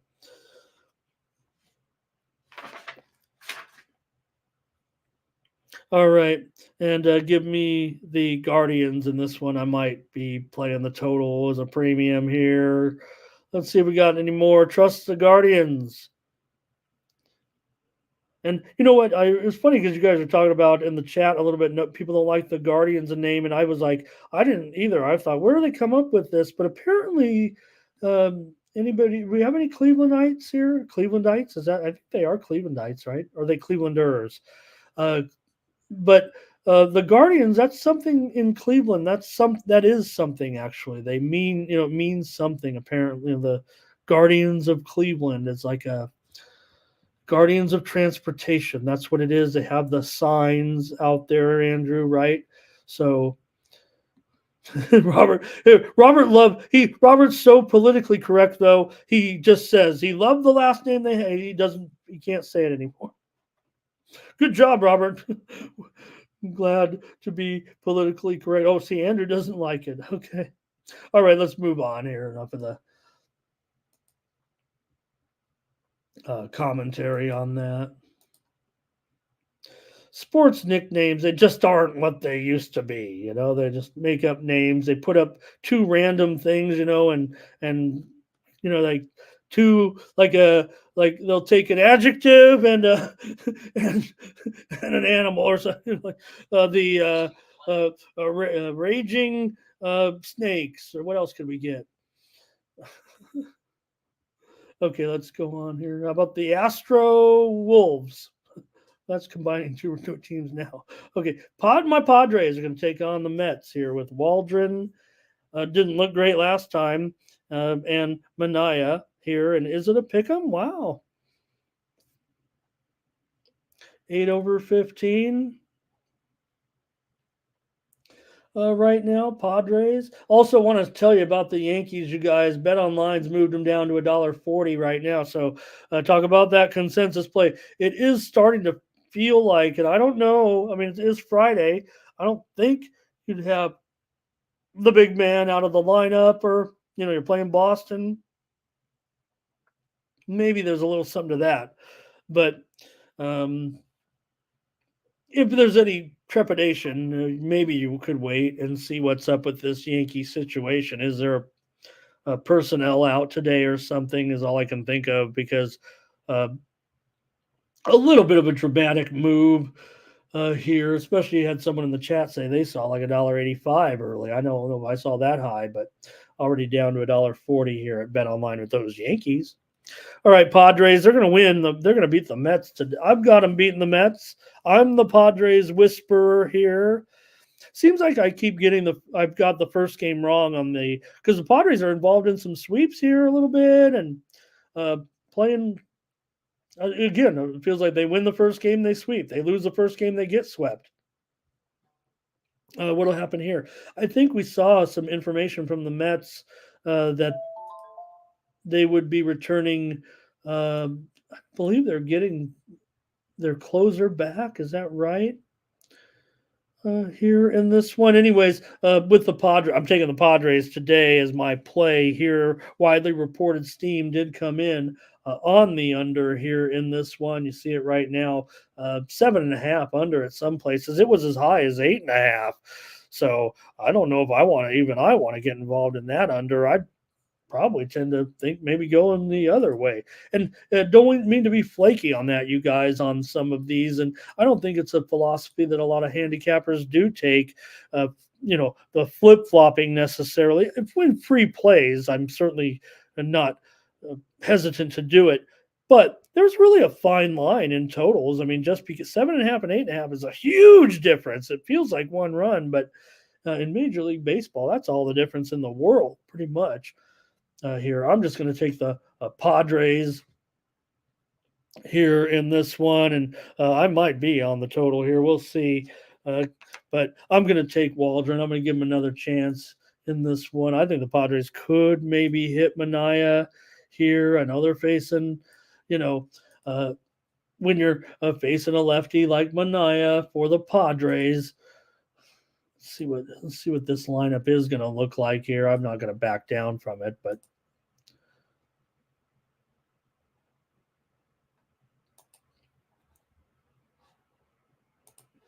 I'm not going to back down from it. I'm still going to be a Padre whisperer today and take my Padres. Oops. Here in this one, I mean, for all the talk about they're 11-13 against left-handed starting pitching this season. Let me see what is going on here. Seems to be a little bit of a move. I'm going to catch up here. One thing that got in my way, a Steam play popped up. I don't know if you're interested or just one to look at and kind of look at the schedule. The Vikings got steamed in the season opener. I don't know what that's looking like here. I guess I could take a peek. I'm talking about the Minnesota Vikings. You know who they are, right? They got steamed in their opener against the Giants here a little bit. That game's been kind of a pick 'em. Maybe even the Giants a slight favorite, but I don't know what that's about this morning. Maybe just some bomb here. Okay, I'm ready to go now with the Padres with Waldron. Still does have good numbers in his last 5 starts, despite getting rocked pretty good in that last one. He has a 1.5 ERA in his last 5 starts. Padres have won 4 of their last 5. For Mania, he's got an 8.79 ERA in his last 3 starts. Couple losses in there. Mets are 2-4 with Mania at home. He has decent numbers against the Padres, of course. 3-1 with a 3.89 ERA. The former Padre spent 1 year in San Diego a couple years ago. Mets have won 8 of their last 12, but they're still 15-23 at home, 3-9 in series openers. I saw a handful of cappers so far, all on the Padres, quite frankly, with premiums anyway. Let's get your comments. Did I skip your comments on that last game? I feel terrible. No, we didn't. That was the Cleveland game, right? And I don't want to say anything. I do want to say something actually, but talking about those, those controversial nicknames from the past, I do think it is unfortunate that we may end up marginalizing a great culture that we celebrated by, naming our American sports teams after native inhabitants of this country. If anything, maybe it could be recognized as an honor. Well, maybe not. Maybe that's the wrong term, but maybe society is looking at it incorrectly. Actually, you do hear from many native groups that aren't offended by it, and I would think, hey, I would want a team named after my culture. I don't know. It does seem kind of weird. Okay, let's go roll with the picks. Here's Thomas on the Padres. Here is Boop on the Padres. Luis on the Padres. And Darren on the Padres. Oh no. Here's Dre on the over. Kev Cook on the Padres. Andrew says he'll go over. Mets are starting to get hot. And Lauren, nice to see Lauren today. Lauren's going under in the first 5. First 5, 4.5 under. Pretty sure that's what that is. Justin going over. Stop Geo. I'm chasing Stop Geo around the house, apparently, like Tom and Jerry. And did you see the Kansas City Chiefs Super Bowl rings with the homage to the Tom and Jerry play? And did you like the Tom Brady? You know what? They figured, let's try to get past that last Tom Brady ceremony and let's honor him in a more professional manner in Gillette Stadium. And how about Bill Belichick? He got the 3-minute standing ovation. I think we know where he stands with you Boston fans out there. Rays on the Mets. Andrew says, been getting rocked. Has Mania. Charles rooting for the Mets. Hello, Charles. Lauren taking the Padres after all. And Fiddlehead, let's see here. What else? Padres for Robert. And here's Padres first 5. Yeah, thank you guys. I think I don't want to be controversial with that, and it might be not my place. They've afforded me the opportunity here, maybe to have a little show. I can, make some social commentary a little bit on that, but maybe get rid of the cartoon version of look. Chief Wahoo was really neat, right? I mean, who didn't have a Chief Wahoo something? But you could also make it very. Look at the old Brave mascot, right? Not Chief Nakahoma. I'm talking about the old the Indian head man, right? But you all remember the old Braves mascot? They got rid of him, I'm pretty sure. Chief Nakahoma and his son, Chief Nakasingle. That was really their names. That's not one of those Ramon jokes. All right. Padres and Mets. I'm on the Padres here. I don't know. It's close, Thomas. Okay, Thomas is still. He says to do it. I did see, I'm sure I saw 2 Mets in there for sure, but it did feel like at least 7 Padres, and I think 6-2 would be a fair consensus here today. And I'm on the Padres too. Did you put me in there?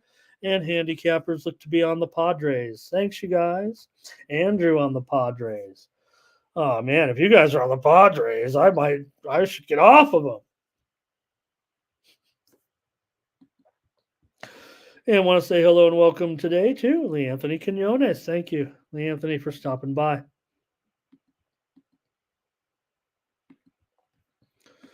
All right. Interesting one here with the Braves and the Rays because the widely reported steam came in overnight on the over, and you have Chris Sale here as a big favorite, but the total now has risen in this one to a good 8.5. It feels like, right?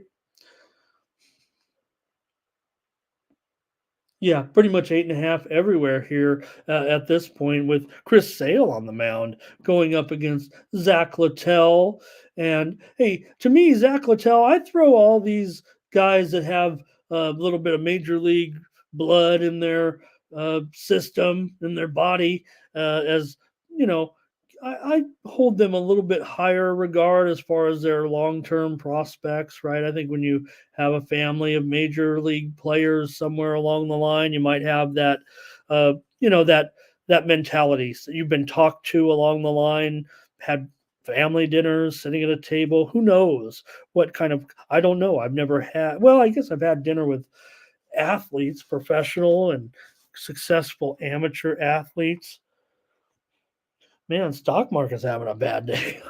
Huh, guys? We better win. So I don't know what goes into that, but look at some of the great athletes. How about last night? You got someone like a nurse of the Oilers, and his sister is Kia Nurse, the WNBA player. So just for whatever reason, and it's in the blood of some of these families. Anyways, Sale's been awesome though, 7-1 with a 2.53 ERA in his last 9 starts. The Braves are 6-1 at home with Chris Sale. He's pretty much in career form at this point. His age would say, I think his age would say over the hill a little bit, but there's nothing wrong. Sale's back on his game.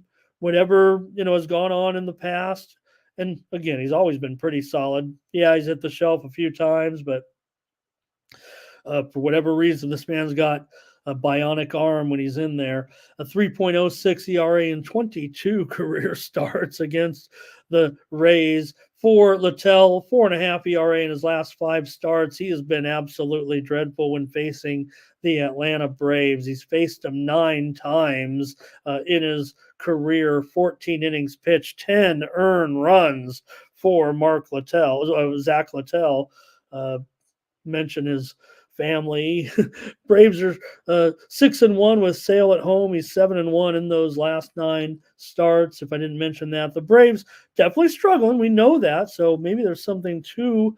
Well, he's still a big favorite here. No, that number though is not 220, right? It's like $1.80, isn't it? No, no, it's $2 at least, if not 210, 215, 220. So big numbers here for Sale and the Braves. Despite this team, having lost 17 of their last 27 games, and well, the Phillies are getting away from them. Let's get your comments here with the Rays and the Braves. With Justin's going to go over in this one. Ron wants the Braves run line. Dre wants the Braves on the run line. Luis is on the Rays. Ron's on the under. Here's Kev on the Braves run line. Charles Sharp on Braves first 5. Lots of Braves run line here. Thomas on the Braves. And Justin says back from those days with Boston. But it's funny with Littell too, right? Talk about Littell's career here a little bit. 9 stints against Atlanta. Of course, Littell, he's pitched with several teams. I would imagine. I don't know. That's just over the years, I guess. Who's he been with? He was with Boston. He was with Boston this season, right? He was in a trade. He was traded for Cash. I remember when Dave Cash got traded for Cash. Does anybody remember when the Phillies traded, or was it Montreal? He was on the Phillies, and Dave Cash got traded for Cash, didn't he? I don't know if he did. I think he got traded, but I don't know if it was for cash. Cash considerations. All right. Andrew here on the Rays. Here's Perfectly Imperfect here today. Nice to always have Perfectly Imperfect. A lot of Thomas, a lot of run line here. Oh my God, everybody loves the Braves. Mike says, always be careful on Fridays. I should have been careful on Thursday. It felt like a Friday. Ron's got our second Nerfy of the day. Littell has been pretty weak. 5 of 13 first innings, allowing a run. Sale also not good for as solid as Sale has been. He's allowed a first inning run in 5 of 12. Ron says Nerfy. Numbers say these guys are not great, but let's roll with Ron here a little bit. Ron says, Andrew says this thing's going to go up to 250. And Impala's here with Atlanta.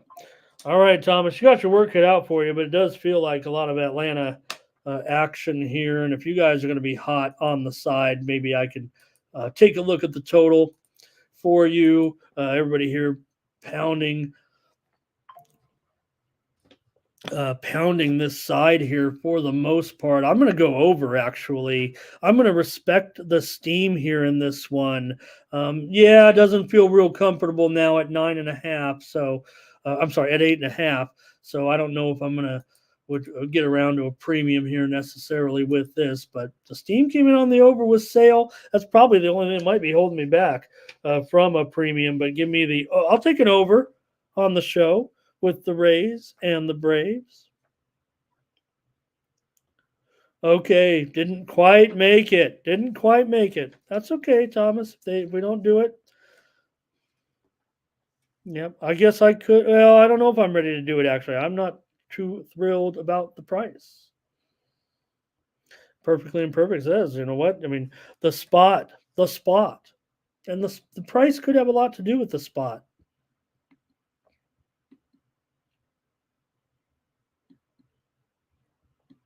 We move on for the Reds taking on the Brewers here in this one. You got Green going up against Peralta. This total's moved a little bit higher off of that total listed, I believe, on the screen. It's just a little more to the over, but it hasn't quite reached 8 yet, and there were some 8 openers. I don't know which way this one's headed, actually. Let's take a look with these two before I go to your picks and take a look at the game between the Reds and the Brewers with Green. He's got a ERA of 3.94 over his last 5 starts, but a 3-0 record with the Reds, and that's pretty good because the Reds are just 4-9 with Green. So been winning the games of late with Green.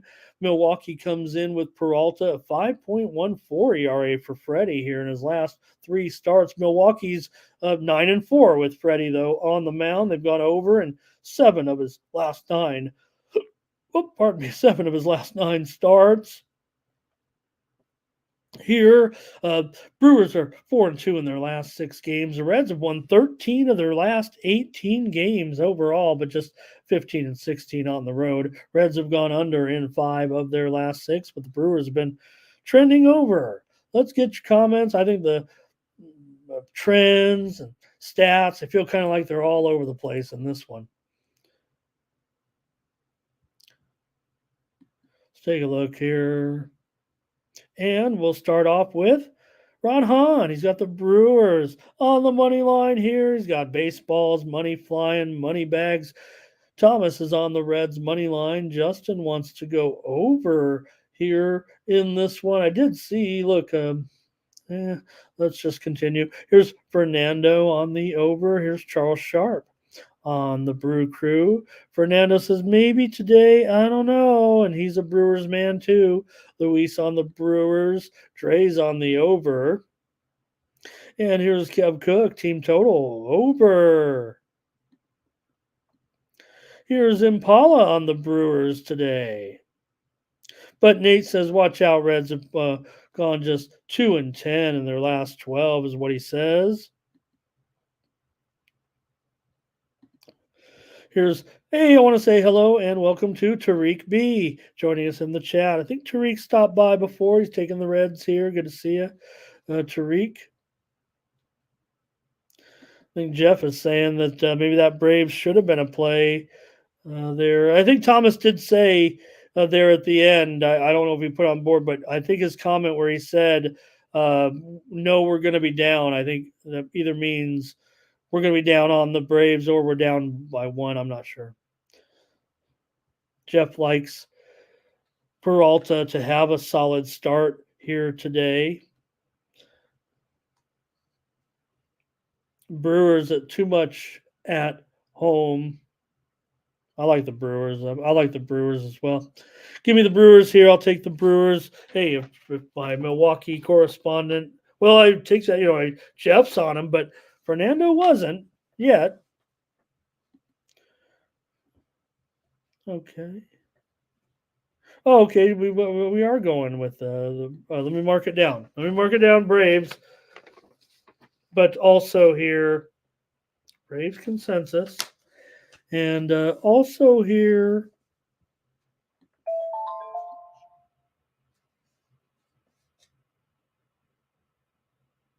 okay, I guess that's it. I'm going to take Milwaukee here as my play here on the show. Seems like a pretty darn good price, actually. Probably, maybe should be a premium. Reds have been hot, but they do feel like it's a much different proposition with them at home. We move on.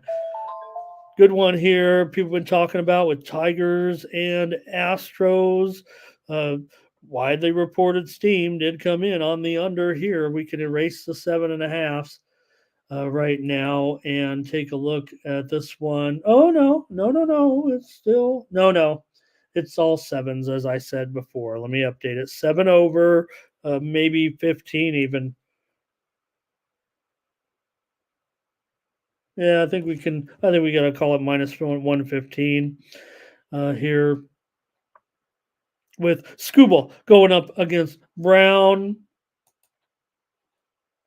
And, well, intriguing matchup just because of, Houston's woes a little bit. The Tigers have been, a 500 team here. But for Skubal coming in here, Tigers have lost 5 of their last 7 games right now. They've gone over, however, in 7 straight. Brown has a 2.25 ERA in his last 4 starts. Houston just 3-9 with Brown, however, and they've lost 3 of their last 4 games coming into this one.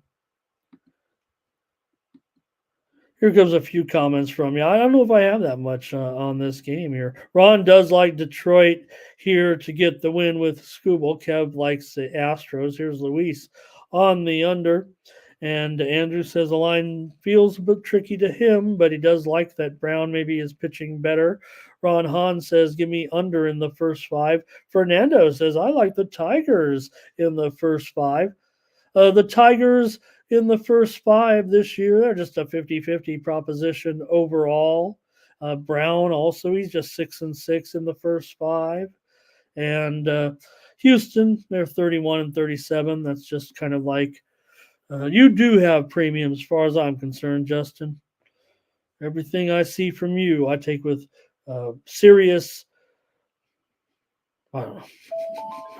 Jeff going under here. Can I go with the under here, even at 7 now? I mean, I would only go with the under, and I, if I missed out, I may back down a little bit from wanting to go. Too heavy here on the under as a premium or anything. It does feel like a pretty good under, though. I'll do it with you, Jeff. I mean, it's 7, so how uncomfortable can it be?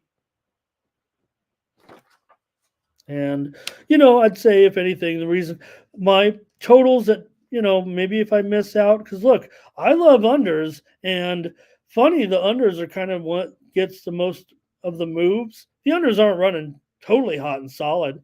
I think I hit my unders pretty good, but the funny thing is, the ones that I do kind of lose on the show are because we lose it by half a run, and that's why we move them out here. No, you don't want to lose; you want to get them right. Like I say, on Major League Baseball totals, man, I don't mind 35 cents for a half a run. I got to be honest with you. If you're looking to play your games and win, look, if you're just playing the board, just punch in the bets. That's what you do. All right, give me the under here. I think we got your comments in. Oh, a few more here. Hold on.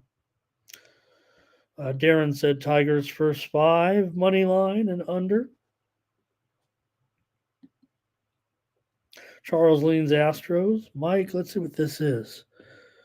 Oh, I want to look at that. I want to know what that is. Oh, it's a in the box. Okay. All right. All right. We move on here. Next up, we've got the A's taking on the Twins with Spence going up against Woods Richardson. Widely reported steam came in overnight on the over in this game. It also came in on the A's, interestingly enough. Still see Minnesota here, $1.80 favorite. I don't even know if we've seen the impact of that steam on Oakland here in this spot. We have seen the significance of the move on the total here at 8.5 over 20 right now, because it was juiced to the under. So yeah, maybe it's taken a little bit of effect, but hasn't sent it to 9 necessarily just yet.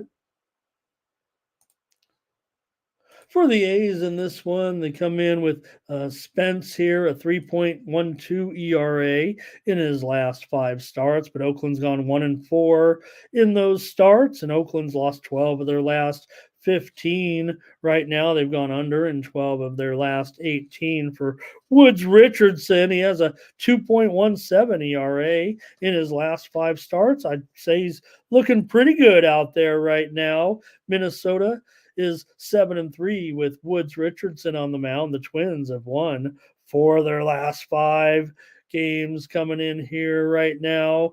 Gone under in 13 of their last 21 games. And we've got some plays for you on this one between the A's and the Twins. Here comes the Twins on the run line. Here's William Twins on the money line. Thomas Twins on the money line. Justin Twins -1.5. Here's Andrew Twins on the run by a million. And here's Twins for Nate. Sounds like he's just talking about rolling here with the Twin. Maybe he's been rolling with them in this series here against the A's here at this point. Here's Jeff. He does like the over in this one. I don't know. I respect that steam. I don't know if Jeff and I are going to be on the same page. Fernando likes the over too. Thomas says, give me Richardson under.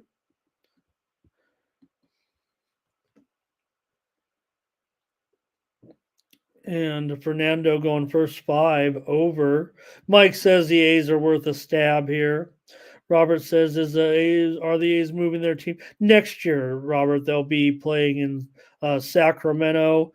They're preparing for a move here to Las Vegas. Actually, in the end of building a new stadium here, barring there's still, saying like, hey, no, it's not even official yet. We don't have a done deal. Well, the old Tropicana Hotel is getting torn down for the baseball stadium. Guess anything could happen. You could always stop progress and build another hotel if it doesn't work out. But the Las Vegas A's will be here in Vegas in a few years, apparently. Could be Sacramento for a couple of years. What if they stayed? Here's A's and Twins over. Darren on the Twins. Thomas says that's enough. That's enough. A lot of Twins. Yeah, we did have Mike, I think, on the A's, but if it's going to be unanimous for you guys with the Twins, I'll grab the under here. Even though Jeff and I always agree on totals for the most part, we're going to be against one another, I think, here in this one. And I like the under here with the A's and the Twins. We move on. How many games are there? Pirates and Rockies. I didn't have the Pirates pitcher, but I know it's Luis Ortiz, I think, now, from what I've seen. So let's punch in Ortiz here. And I think we've got a total as well. Totals through the roof. We're in Colorado, of course. So might be just kind of normal here with a total of 11. 11 flat. Feels like here for the most part. For this matchup between the Pirates and the Rockies, you have for Feltner coming in. He's been up and down to say the least, but he does have a 9 ERA in his last 5 starts. He's down at this point. Had a good little surge in there for a while, but Feltner, the Rockies have gone over in 12 of Feltner's 13 starts this season. Rockies have dropped 9 of their last 12, and they're 2-6 with Feltner in their last 8 games. For the Rockies, they've gone over in 5 of their last 6 games at home. And for the Pirates, they've gone over in 20 of their last 31 games here, folks. We don't get many over consensuses. We might get something here. I don't know what you guys are going to be on, but maybe we could take a look. I don't know if I like this game that much at all on either side or total. Might just want to get your comments here, here in this one.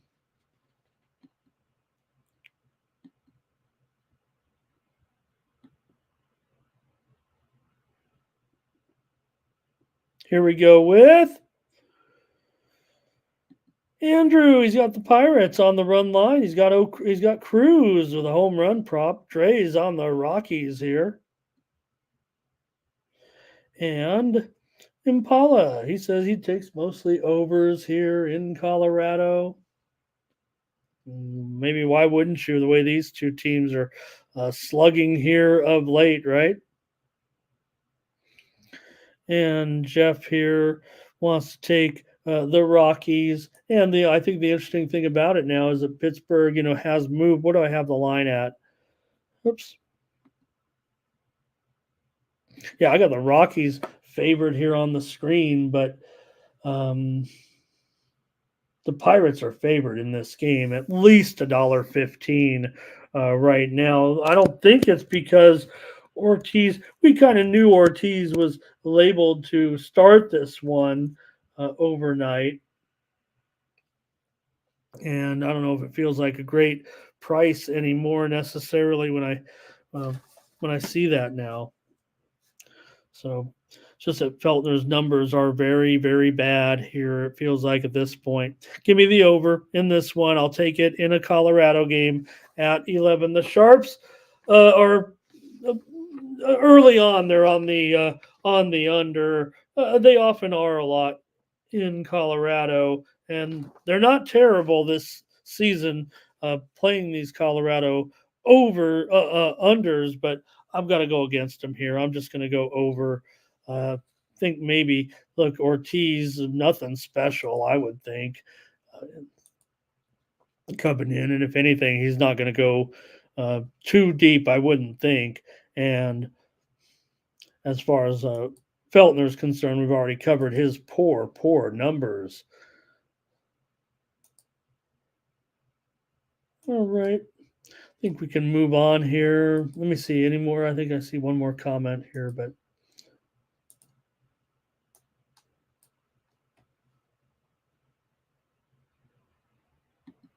it's over for Kev. Ray on the Rockies. And Andrew's got a prop. White Sox taking on the D-backs with Chris Flexen going up here again. I would take Flexen. I would take a rotation of the rotation the White Sox are kind of throwing out there right now. I'd take that in a postseason if I couldn't get my hands on any pitching. Might be willing to take a chance on the White Sox 3-man rotation anyway, despite their poor record. They're taking on the Diamondbacks here with Nelson, and Nelson going to be a substantial favorite. $1.70, $1.80 here, maybe the total.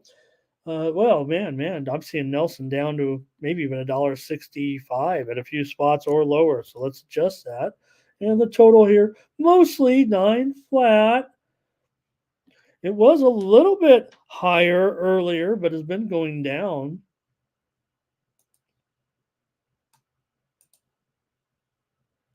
All right, here we go. For Flexen, he does have, I mentioned to you, solid numbers, but they don't win games. Not solid necessarily of late. 4.12 in his last 4 starts.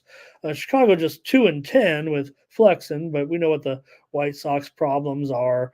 We don't need to rehash them every time. We'll say this, though, in the series openers. I mean, they do have 18 wins this season, but they are 0-11 on the road in series openers so far this season. And I don't know, $1.65. Is that right? $1.65 feels a little bit juicy. Now, Nelson has a 6.84 ERA in his last 5 starts, and Arizona's lost 7 of his 11 starts. But the Diamondbacks have won 8 of 12 right now. They're a 500 team at home. Diamondbacks have gone over in 11 of their last 13 games overall. Nelson's gone over in 7 of his last 11. Flexen's gone over in 8 of his last 10. I think I might have mentioned that.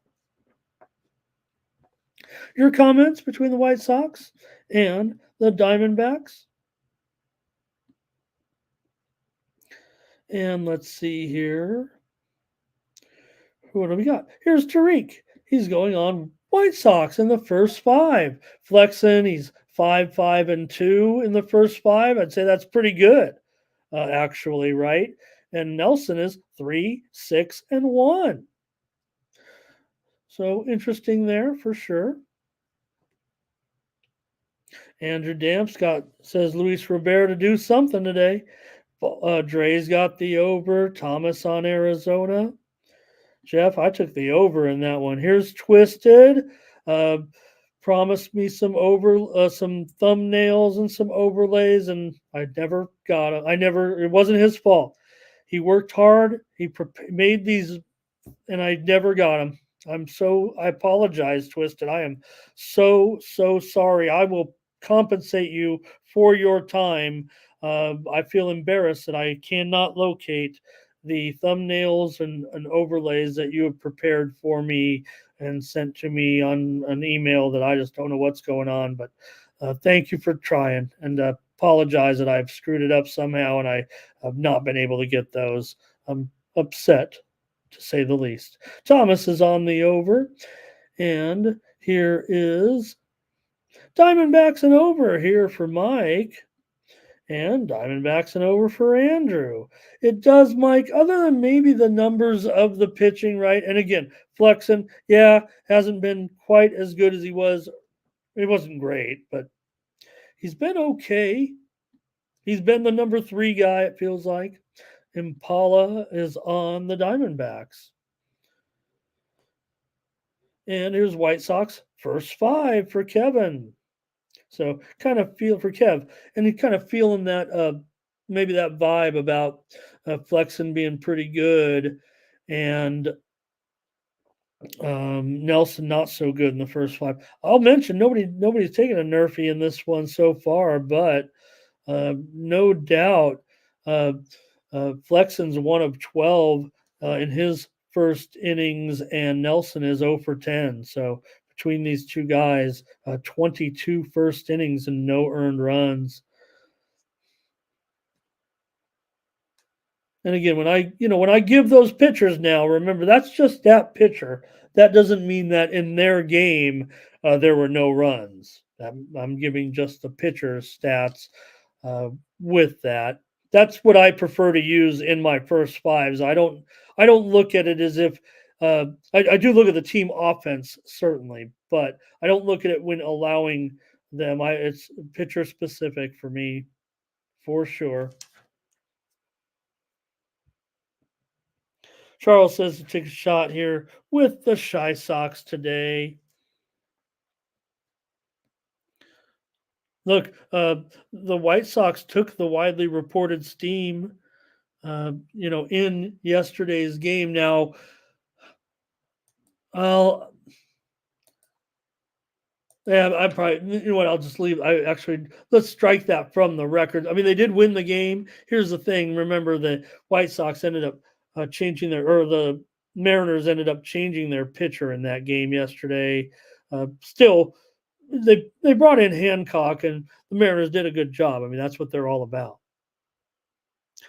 Like this video, subscribe to our channel, The Morning Steam, here on the Tony's Picks YouTube channel. We got 100 of you in here right now. Really appreciate you joining me here today. And thank you to Thomas, keeping everything in tune in the chat. Here's Jeff. He says Arizona to crush here today.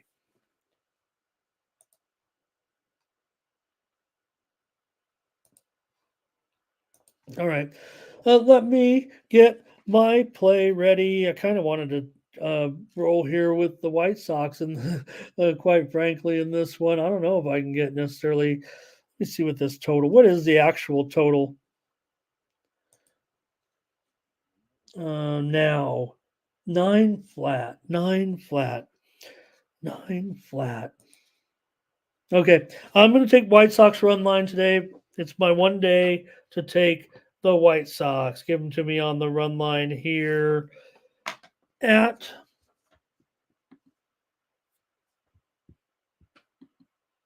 minus $1.05. Let me make sure that's right. Oh God, minus $1.30 now. I almost want to strike it from the record. Well, that's a square book where they've got Arizona $1.82, and we know we've said they've gone down a little bit at a few spots. $1.70 here in Vegas at a few books. I don't know. I'm going to take the White Sox in this one. This will be my spot. Try the White Sox today.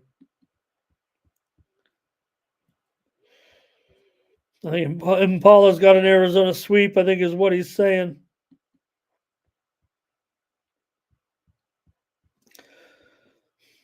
And here is next up. Rangers and Mariners with Andrew Heaney. Here's Castillo, gets pushed back a day. The widely reported steam did come in here on the Rangers in this one with Heaney. And that's why I think you see the price down here now to as low as $1.31 right now at South Point. So I'll call it $1.40, but I think we're seeing mostly prices under $1.40 here. The discount, if you will, is on Castillo and Seattle. A little bit of support here for Heaney and the Rangers.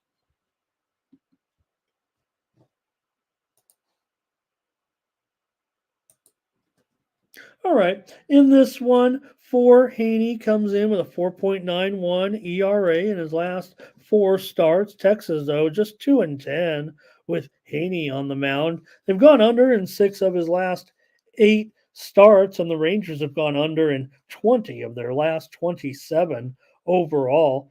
The Rangers are just 4-16 or 4-12 in their 16 series openers so far this season. For Castillo, he has a 1.1 ERA in his last, 3.5 ERA in his last 3 starts. Seattle's 7-3 with Castillo. Here's the numbers. Castillo under in 11 of his last 14. Mariners under in 10 of the last 13. A lot of under talk here in this game for sure. Seattle has won 13 of their last 18. They're playing 667 ball at home. Here's Ray wants the under. Tariq wants the Mariners in this one.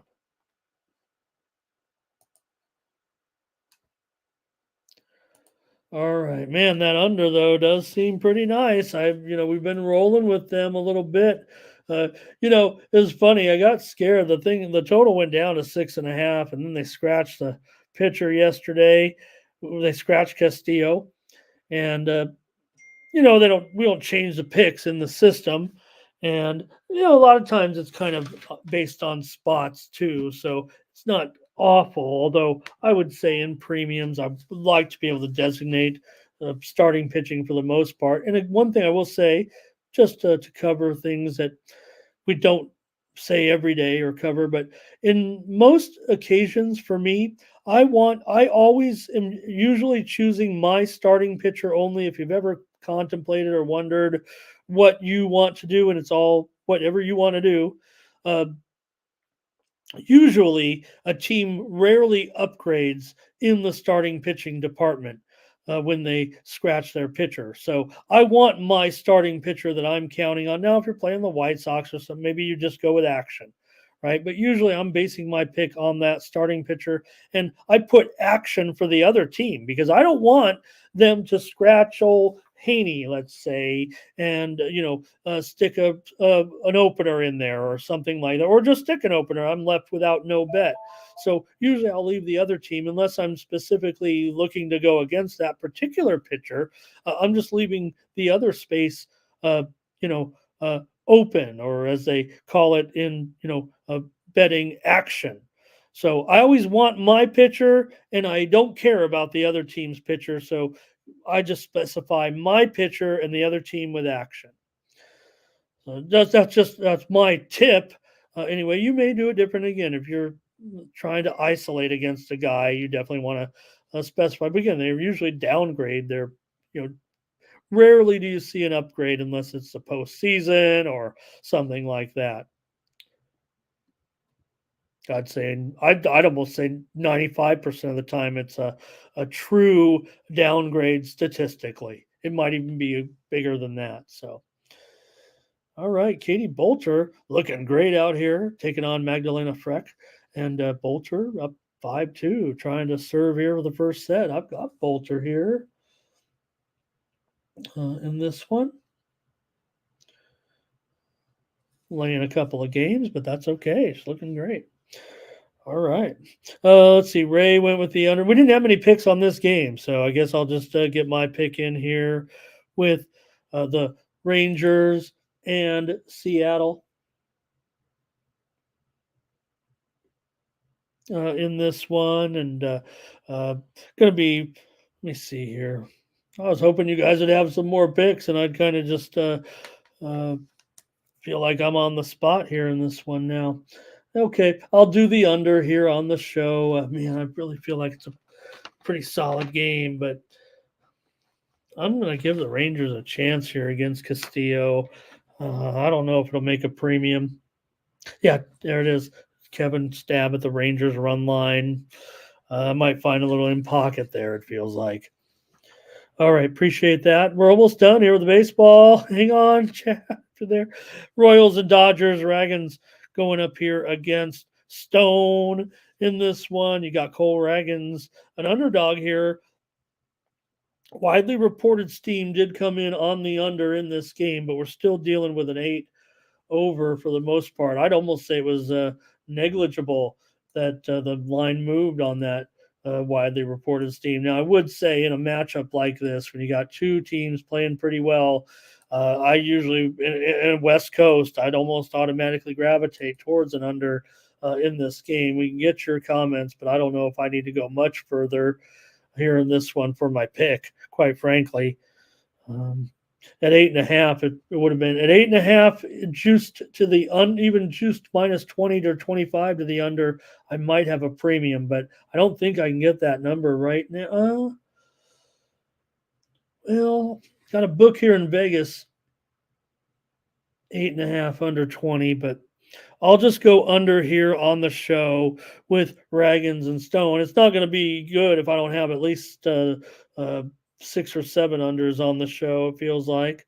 Thomas is on the Dodgers. Look like you guys are running out of steam here, or maybe these West Coast games just aren't looking that great. This should be a good series. I mean, we've got Royals coming in here. uh, playing out of their minds this season. There's William with another play. I want to take a look at William and his.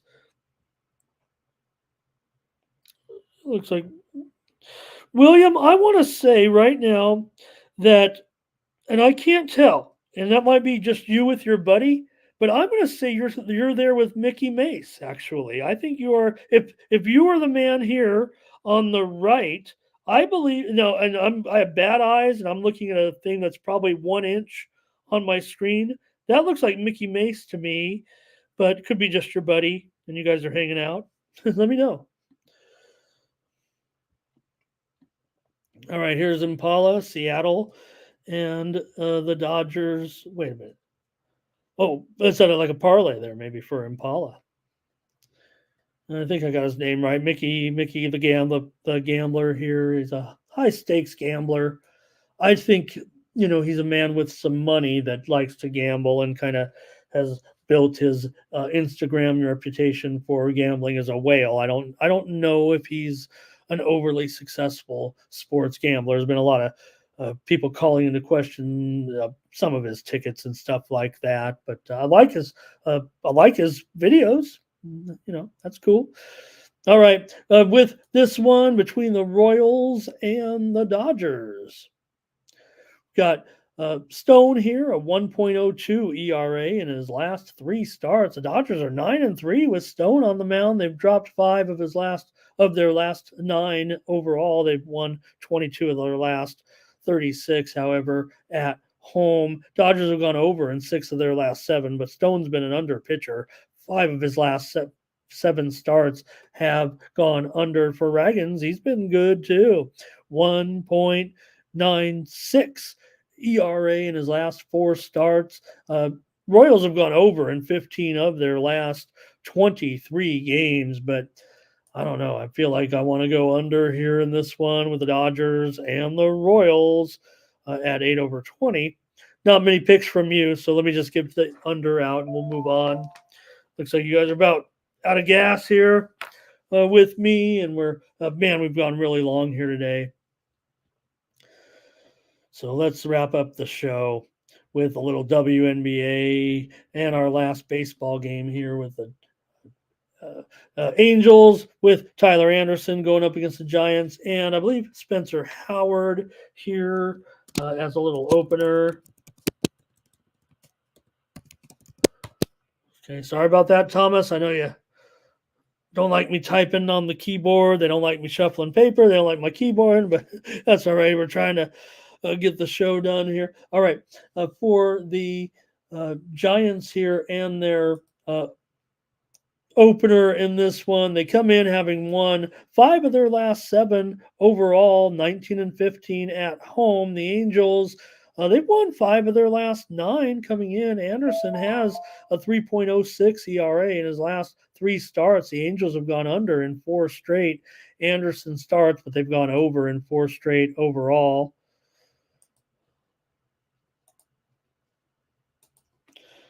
And this game I'm not too fond of here at this point. And let's see if we have any comments from you. Looks like you guys are done. I'll be done. Here's William on the Giants. Fernando laid 3.5 on that other game with the Dodgers. Still got 90 of you in here, but not much coming our way in terms of picks at this point. So Angels have been playing well, man. Here's Tariq leading the Giants. I don't mean, like out of their minds well, but they've surprised here just a little bit and has me kind of skeptical. The number looks a little bit light in this one. Kevin, we're about to get out of here while I hem and haw a little bit on this game and contemplate my gambling future. What is the run line price on the Angels? $1.65. Ugh. Well, I can't like that too much. All right, man, I want to almost take a pass on this game. It's so awkward to me, this one. I'll take the Angels on the run line. I don't know what's going on. Give me the Angels plus 1.5 at minus 165. That's pretty bad. Be lucky if I'm not terminated tomorrow for that bet. All right, here we go. Hey, Tariq, thank you, everybody. Like and subscribe. Follow me on X at Ramon Scott Media. If you follow Tony's Picks Ramon down here, Ramon Scott Media, get a lot of that funny stuff from me. You get some videos from me too. You get my podcasts with other handicappers, including MMA action. Peter Mack, thank you so much.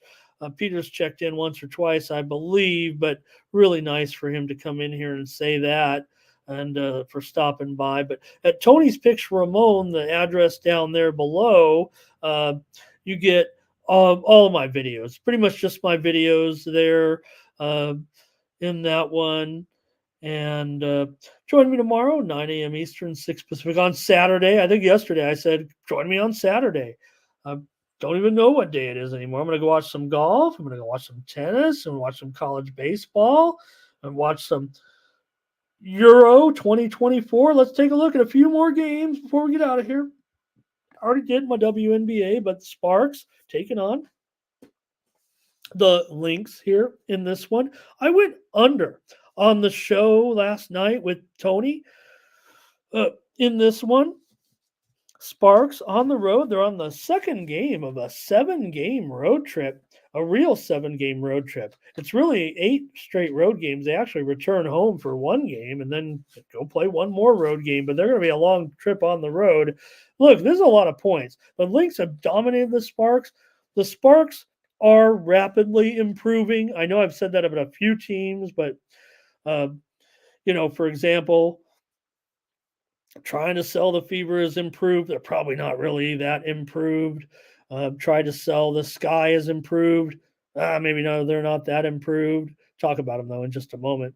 But the Sparks, they are improving rapidly, and maybe it is, for real. Maybe they can be a 500. Maybe they could climb their way into playoffs. I'm not kidding. I mean, Hamby was just named the player of the week last week. She just signed a 1-year contract extension for the Sparks. She obviously is a star player right now in this league, and they are getting some good play from the other personnel as well, including the rookie who is proving to be quite the defensive stalwart, talking about Cam Brink, and the Sparks in general just definitely doing an improved job here. They've lost they've gone lost. Let me get this straight. They've lost 7 of the last 8 meetings against the Lynx, dating back to the last 3 years, including just 86-82. The Lynx covered the spread at LA. That one went for 155. So give me the under as my play here. I'm seriously considering a premium, and I don't think it will be on the Lynx, but I'm not sure I'm going to get there. I do have one premium for sure in the WNBA today, and it is on the total in the next game between the Sky and the Mystics. The Sky come in here. I took them last night on the show. You saw Chad with them as well, laying a couple of points here. Sky not doing that well. They've lost 4 of their last 5 and failed to cover 4 of their last 5. Washington, though, coming off their first win of the season. They made 17 threes, beat Atlanta last Tuesday. We already heard the discussion about what was it?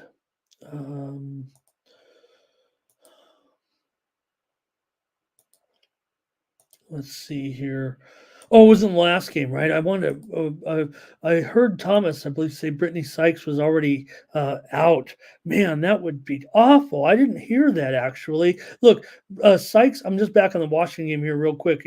Sykes missed basically 10 games in a row. She returned last game, played 14 minutes, had 18 points.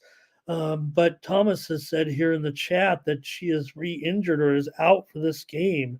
I do see one report that says she is out. I see another one, though, without her on the injury report. Sometimes WNBA a little sketchy. I'm going to take Thomas's word for it, but I'll just go back and look into that. I'm on the Sky here in this one.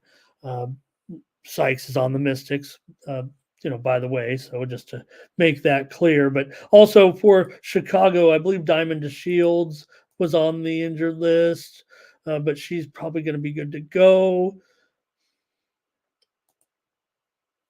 Let me see if I have it actually. DeShield's probable. Elizabeth Williams, we know she's out right now. Sykes is definitely out with that foot problem. Thank you, Thomas.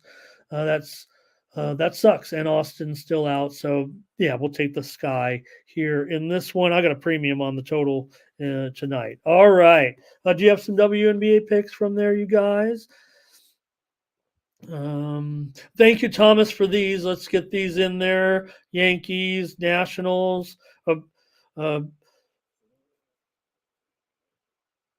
I think when he's saying main line, it's run line because I think he's doing his dictation. So when you say main line, it's when we run line. Yankees run line, Nationals. Oh, wait a minute. Maybe it's not.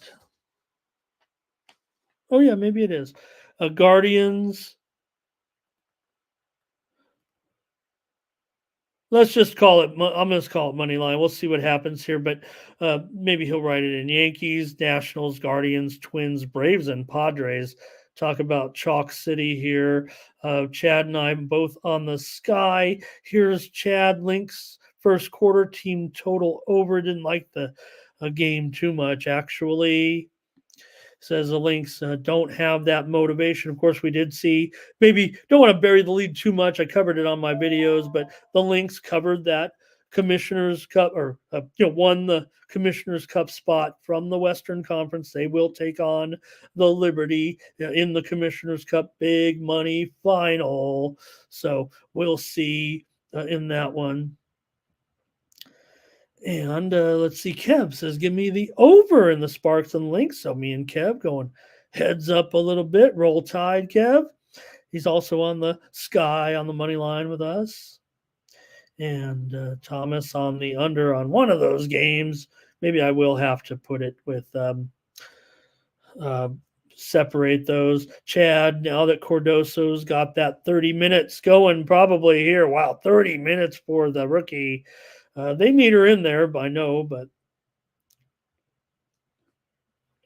all right, we think we took care of that one. So we'll see. And let's see a few more other items just to cover real quick. We'll get out of here, man. Long show. Thank you for bearing with me. Still got 82 of you hanging in, and we're still giving out some important sports information. Today's Euro 24 game at 2 Eastern, 11 Pacific is Germany versus Scotland. Germany 5.5 to 1 to win the whole thing. I do have a futures bet on Germany. They are the home team in this tournament.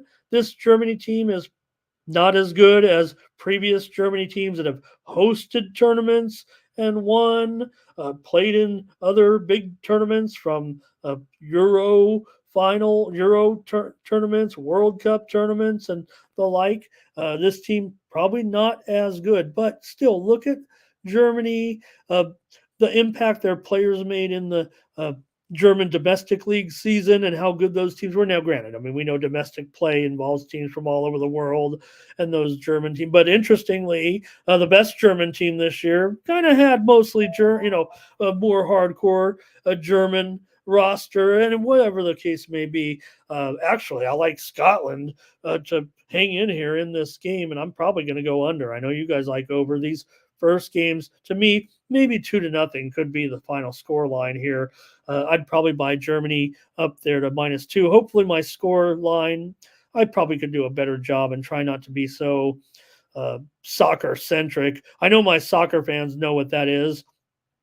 Germany -1.75 on the Asian handicap for newbies here. So I might as well, this is the first game of the tournament. You might be kind of new. So this is the general line right now that I think you'll find most books have that is the closest to a pick'em or a -110 on both sides is Germany -1.75. When you play that, what you're getting is, say you put $100, you're getting $50 on Germany -2 and $50 on Germany -1.5. Same thing with Scotland. Put $100 down, you can get Scotland +2 and $50 on Scotland +1.5. It just divides it down the middle, kind of eliminates the variance, and the books want to get their share. So you can buy it up and down from there. Same thing with the goals here, 2 3/4 goals. That's about the average median price right now.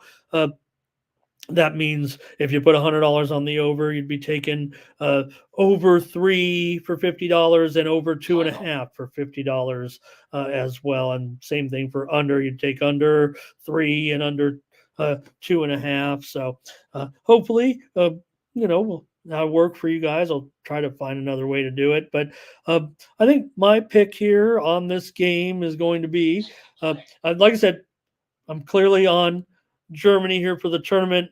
I figure maybe it's gonna be 2-0, maybe 2-1, maybe 1-0. I'll take Scotland. I'll buy it up to 2 goals, and I'll take under 3. Pay a little juice. That'll be my play. Want to get you some steam here in college baseball coming in right now. Virginia is getting steamed in the game against North Carolina. I talked to one of the best guys out there. Sent me we were in a group chat. You guys know him. One half of the famous brother team, the Earl brothers, and they said, "Watch out for Virginia in this game." Ramon is what he said in the text. He said, "I think they can win this one." If you're out there, Nick, thank you for that. And don't know one way or the other. I might trust him here now, though, as I see the Sharps coming in here on Virginia. I'm not saying I don't want to put any words into the man's mouth. He might have made a video actually there, and he's not part of our network, but certainly one of my favorite cappers out there. Shout out Nick and Tim. But the move here on Virginia, North Carolina had worked its way up to $1.40 favorite, but right now I'm showing mostly $1.25, $1.20 in a lot of spots here in Virginia. Could be moving to a pick'em in this game against North Carolina today. And well, like I said, I got both teams in a future. So what do I do, guys? What would I do? Maybe I could just take Virginia on a run line, or I just would sit there and see who wins, maybe. What could I do? Could I bet more? I'll bet the total probably. That's what I'll do. But nonetheless, you do have here. Let me see. I wanted to see if I could call up those futures. I think I already announced them on the air, so no big deal there. All right, I think that's. Oh, I got one more game. One more game. Florida and Tennessee. We already announced that total, that steam that came in, though, right? On this one with that total between Florida State and Tennessee going down here at least to 10, if not 9.5. So they've definitely chopped a half a run off in the Florida State Tennessee game today in this one. One more. How about the Alouettes? They're going to be taking on the Elks. We missed yesterday, but I'm going to take here today. Give me the Montreal Alouettes on the road over those Elks. Remember, they don't win at home. And Montreal, defending champs here. Elks, maybe they could get the money, but the line here is currently,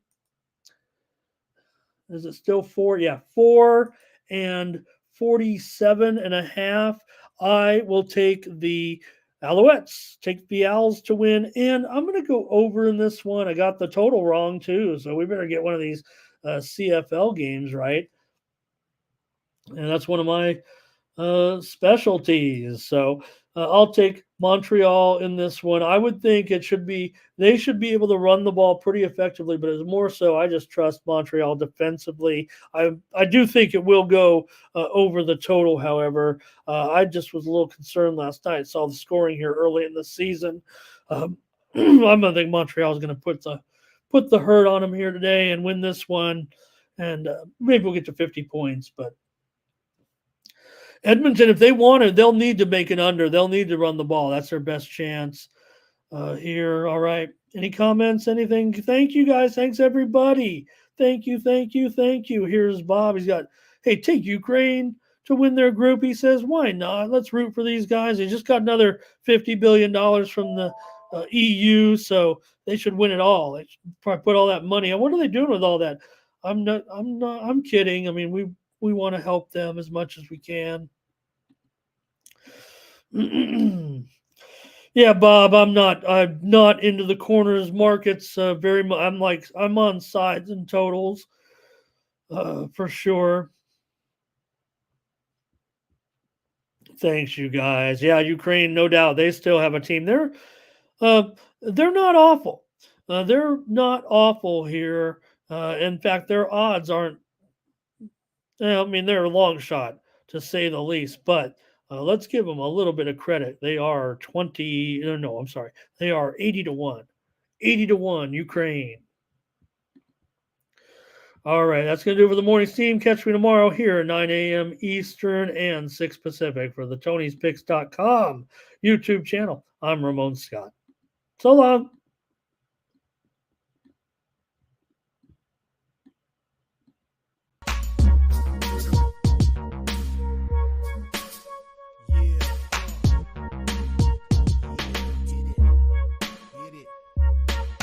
Can it be showing up with Tony T? Yes, Ramon SEO.